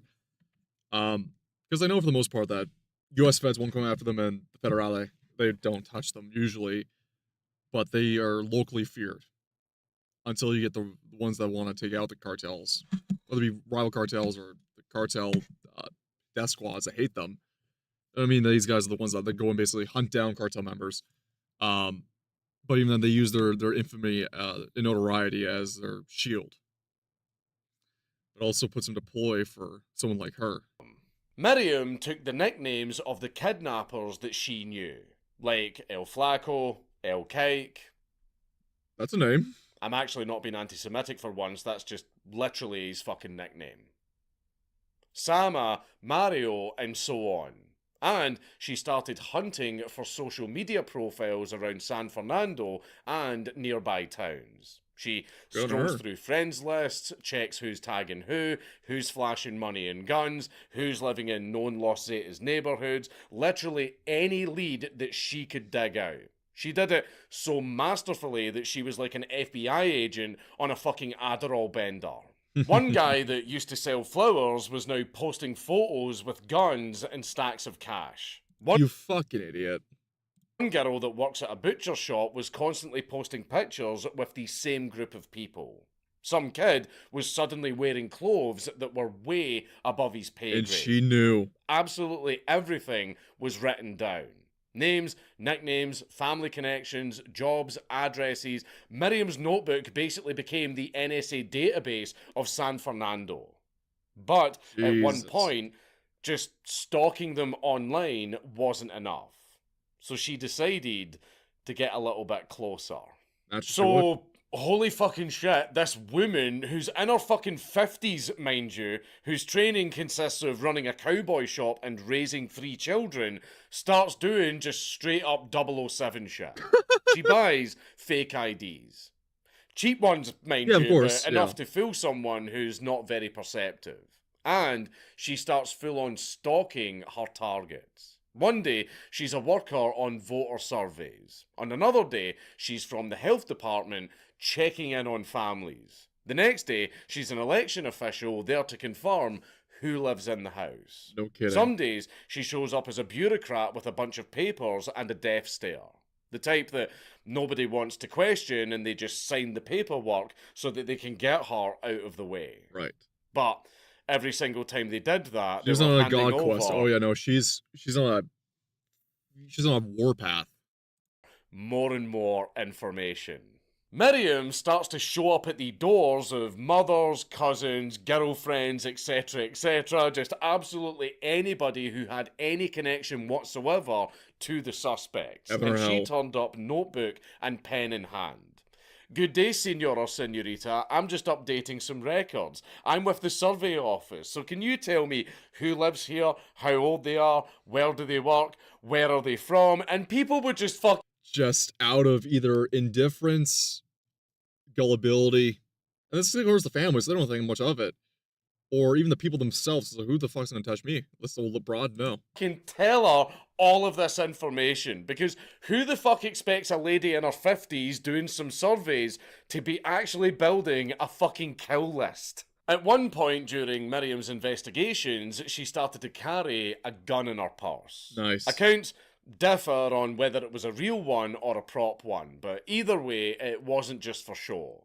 I also remember, isn't it? I don't think it was also probably one that was that large either. She was very perfectly aware that she was stalking people who chopped up bodies for a living. Yep. If something went wrong, worst case scenario, she at least had a small say in how it went down. So after gathering enough information, it was time to tell. Miriam started to follow people. She watched girl. who they were visiting, where and who they were drinking with, what bus they took, which girl stayed over at their house, and it wasn't just limited to San Fernando. She started travelling to towns all over Tamaulipas, sometimes all the way towards border cities, following any hint and any connection. It's very hard to confirm, but there were also accounts of her even following one suspect all the way to Texas. You know the scene in detective movies where they've got a giant corkboard in front of Right. them with a bunch of pictures and a bunch of red strings connecting all of them? Well, that was Miriam. Yeah, she was on a warpath. She was Once again, she doesn't matter. She's obsessed that she's got a bug underneath her skin. She needs to get rid of it. sitting at home under a light bulb, chain smoking, surrounded by notebooks, drawing arrows and crossing lines. This nickname belongs to that face, this face is in this photo, and this photo was taken at this place, and this is the cousin who also works at this place, so on and so on. It was just an endless loop of shit connecting to shit connecting to shit. And so, over time, the group that had killed Miriam's daughter stopped just being a bunch of mysterious nicknames and rumours and turned into a list of actual names connected to actual faces. And instead, she goes directly to people who at least were somewhat serious about fighting crime. People like the Marines and federal units, or just anyone with guns and a vague interest of actually doing their fucking job. One of the first big targets that she helped bring down was Sama, the very same bastard who sat across from her in El Jr. and took her money without telling her anything. She tracked him daily. She noted where he hangs out, who he was with, etc., etc. And when she collected enough information, she passed that information on, and eventually he got picked up. Not as just some random thug, but as a murder suspect with a very, very vengeful mother attached to the files. Had a boy, had a girl. Under arrest and under pressure, Sama started singing like a canary. The worst thing you can do, and they do not take on the rats. And he started singing names. And with that, a domino effect started. El Mario, El Cake, the girl that worked at the butcher shop who actually secretly carried There's that name again. messages for the... Oh boy, there's that name.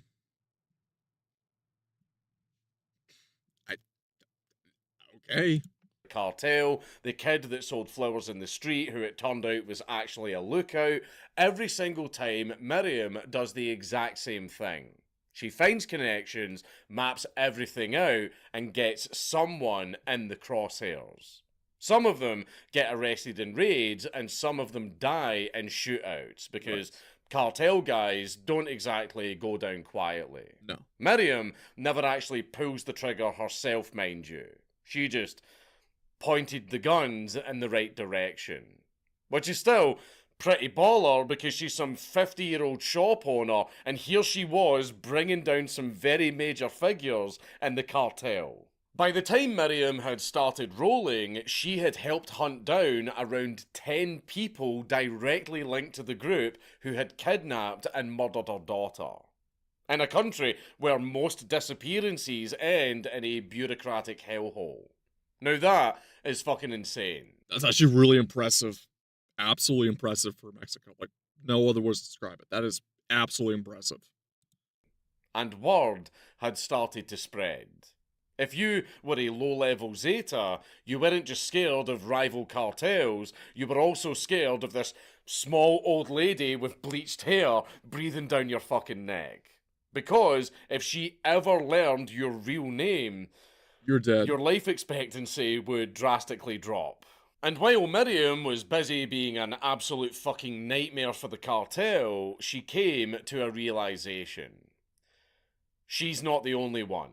No. Her story isn't special. Hundreds of families in San Fernando had all experienced the same horror. A loved one taken, a phone call, a ransom drop, and then nothing. So she builds up a support group for the broken families. Colectivo de Desaparecidos. The collective of the disappeared. Suddenly, Miriam's notebooks and rage weren't just hers anymore. They were for everyone who showed up at her door holding a photograph and hoping that the person in the photo was still alive. So, Miriam helped them file police reports in a way where they couldn't be thrown out that easily. Miriam even went with them to the offices so they couldn't just wave them away. She travelled with families to known dumping sites to collect bones and clothes and to start banging on doors demanding DNA comparisons and morgue checks.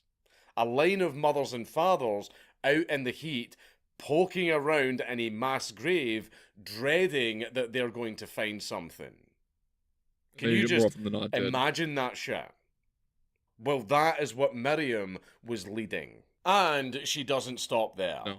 She starts to speak out. Atta girl. Meetings, public events, anyone who was willing to listen. Though I can imagine plenty who didn't want to. Miriam started calling the government useless and corrupt. And she fucking directly called out the... More so now with the current Scheinbaum. Fucking hell with Scheinbaum in there. Someone has a fucking foreigner get into a position like that with a bunch of cartel support.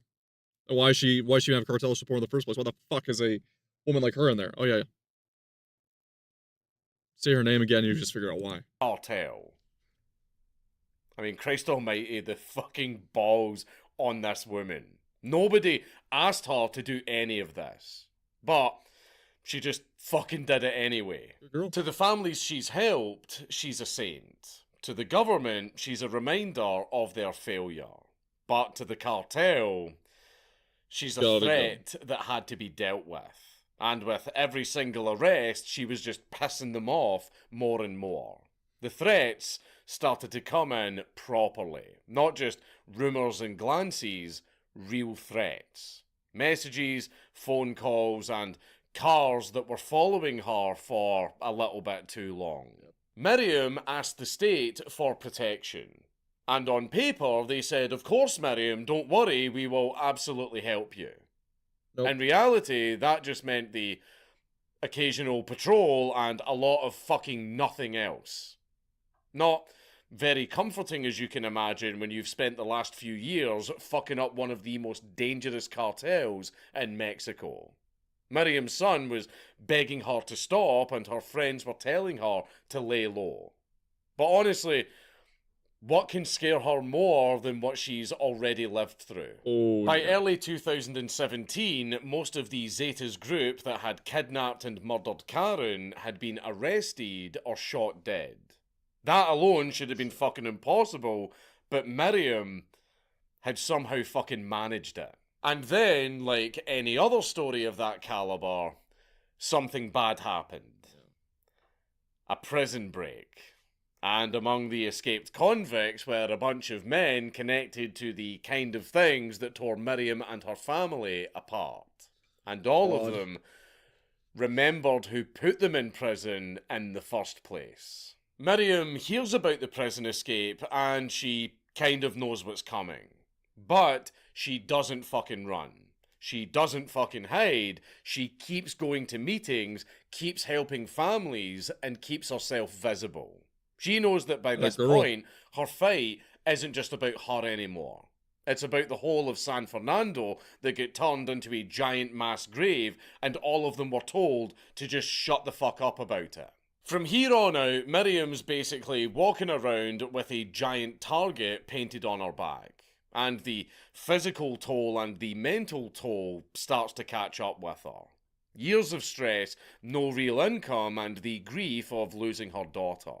At one point, she even actually broke her foot chasing another suspect down a street.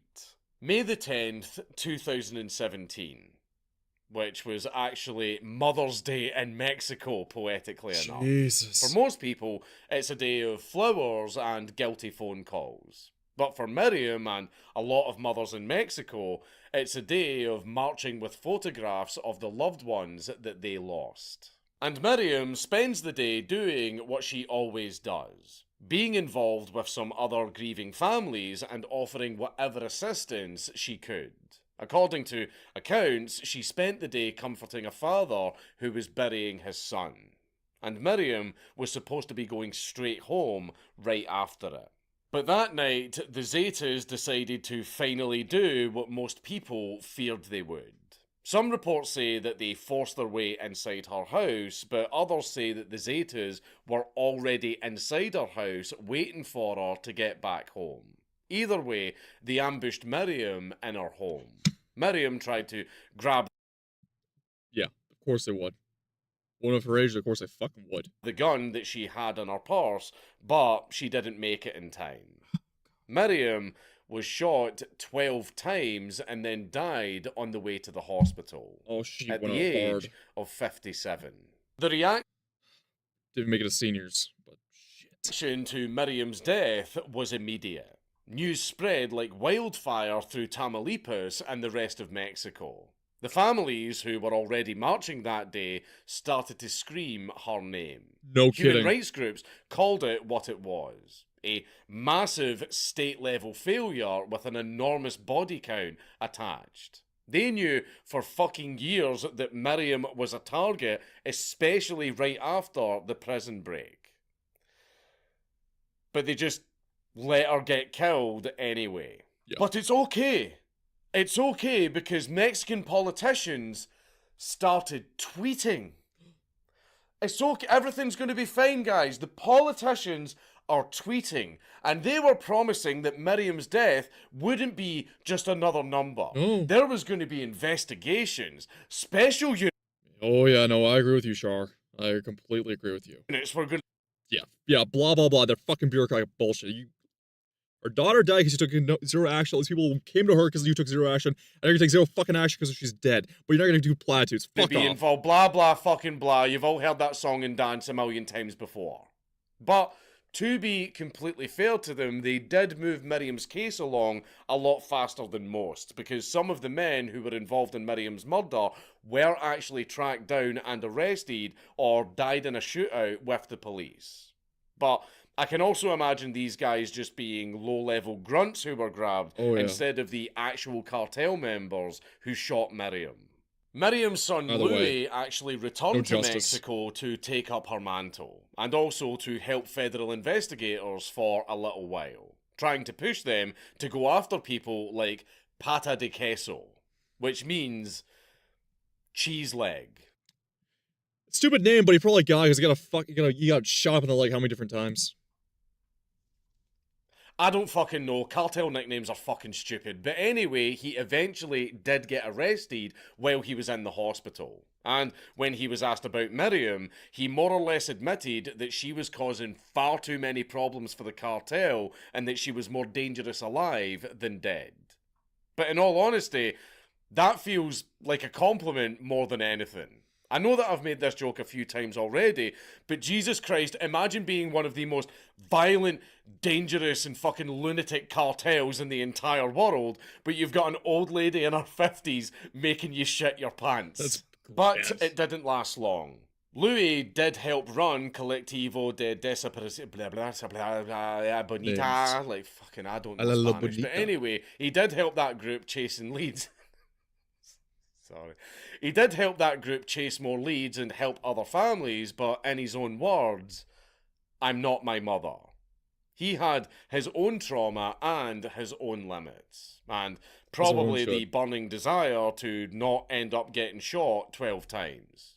After some time, he stepped away because without Miriam's nuclear-grade determination, the collective started to fall apart. People were terrified, and justifiably so. I mean, when the state can't protect the most well-known activist in the city, what fucking chances does he have? That was the ugliest part of the murder. They didn't just kill Miriam, they killed her idea, by making everyone too terrified to speak out in support of her and her message. The state eventually slapped a memorial plate in the town plaza with Miriam's name on it. Well, that's gonna do jack shit for any of this. Because... Howdy, seriously, the Canadians stopped bugging your internet? Oh, yeah, they fucking did. We got full internet back. I got an Ethernet cable running. We're all good now. That's the best they can do, apparently. You know, commissioning a piece of metal and then patting themselves on the back. Meanwhile, the actual reason for why Miriam is dead, you know, the lunatic cartels and all of the kidnapping and murder, just... Oh, we got a subscriber. Oh, fuck. Sorry, we got a Kick person who, the type of people that subscribe to you and then they get a bot on Kick that subscribes to you and just, you know, drops some false lines there. I'm gonna keeps going on uninterrupted. But don't worry, people of Mexico. Don't worry. You've got a plaque now. Oh, Everything's lovely. going to be okay.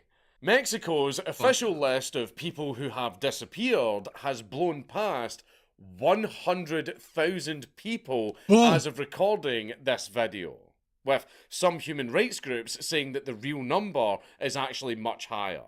Mothers and fathers, I would imagine, to this day, all over the country, still go out with shovels to poke around in the ground, hoping to find some closure. A new Polaroid film, kind of BS, that's basically $20 for 8 shots, but I'll take what I can get out of black and white film. That's pretty good. I mean, aesthetic, if you want to have the black and white shot, but yeah, good for you, man. That is the most horrifying part of this story to me.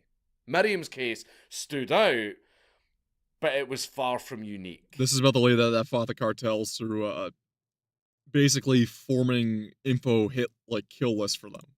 There were some movies and books inspired by Miriam's story, like 2021's La Civile. But honestly, comparing her story to a movie or a book would be an insult to her legacy. Miriam wasn't fiction. There was no plot armor or dramatic third act where the cartel boss gets executed and we all cheer and clap. Her story is much messier. A woman who did everything that you wish you would do in that situation.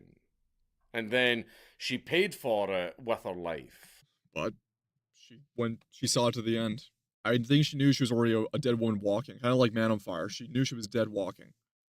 I know the civilian, aka La Civil. I can speak some Spanish, man. I understand it, but Jesus Christ. Yeah, no, she was a dead woman walking.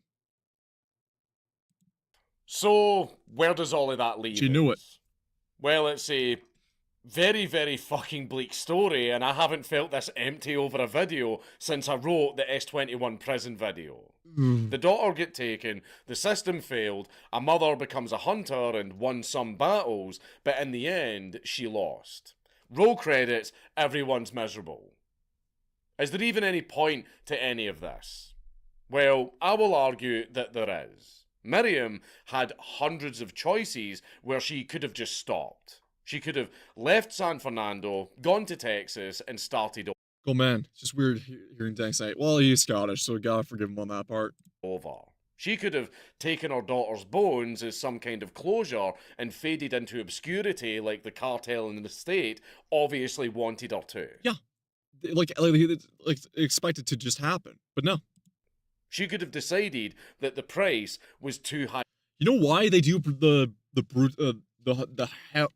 Do you know why they do these very brutal killings?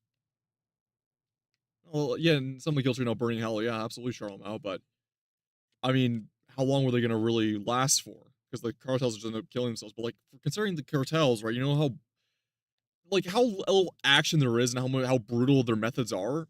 It's just not even punishment anymore. It's just a matter of psychopaths being let loose, and they're just killing for the fact to just outdo each other at this point. They're doing it because it makes them feel cool. It makes them have infamy, have their names be tied to something horrific, and that builds their credibility.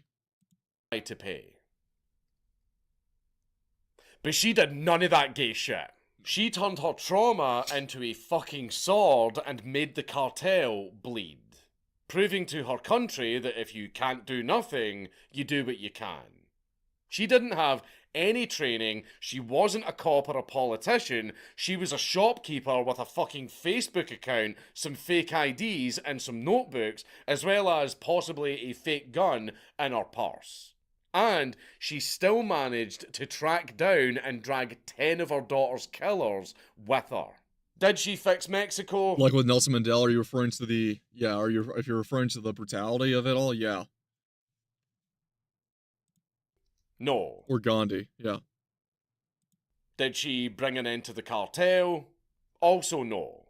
But she changed the lives of countless families and you're referring to like tying infamy to their name and they're just using like something like a long-lasting legacy, then fuck yeah, Mandela and Gandhi are in that same vein. Unfortunately, though, they get championed as civil rights heroes, despite the actual history of them being very muddied and being very dark.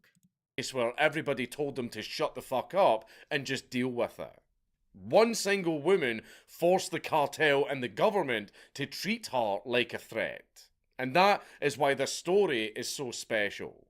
It's not about some chosen one battling the grand evil. It was about a normal, everyday, flawed woman who got handed the worst fucking thing in life and decided, no, you don't get to walk away from this unscathed. A girl. She didn't win the war, but she refused to go down quietly. Always go down swinging. A lot more respect. And that's I think the moral of the story is always go down swinging. Take any chance you get. If you know you're gonna be dead on that point, go down swinging.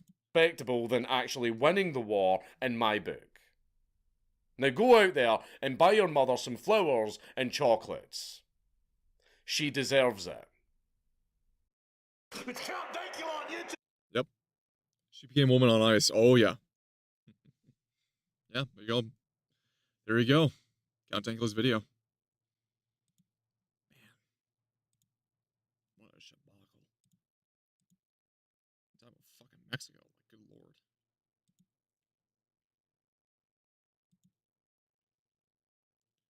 Just checking on, see how we're doing on Kick's end. It's still kind of acting up a little bit there. We're going to refresh.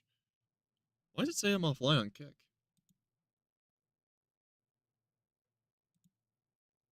The actual history of them being very... Did they take me down on Kick? Hang on. I see. It says we're offline on Kick. I'm just checking this out to make sure we're okay. What's going on? Dashboard. What's going on? Yeah, disconnect Kick quickly, and we're gonna fire it up. There we go. There you go, Kick. Let's see if we can get you go up and running. It's not fair. We're live now? Should be live. Sorry, we've been fine with this multicasting thing. I think it's just on Stream Elements' end. Because they're causing me a lot of problems on Kick right now.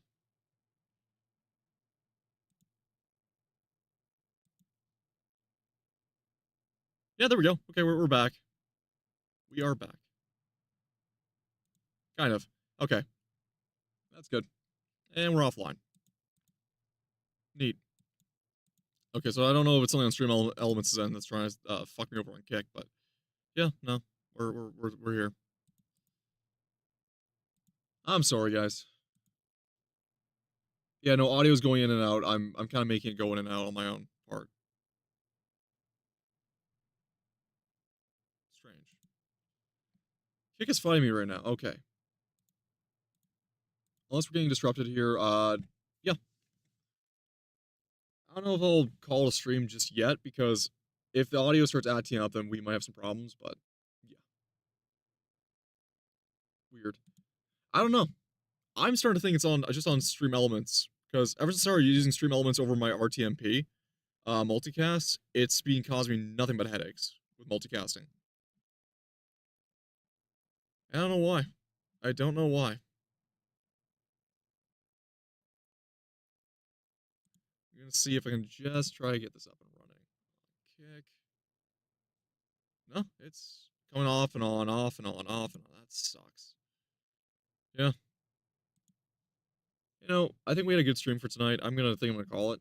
You guys have a good night now. You guys take care. I'll see ya. Okay?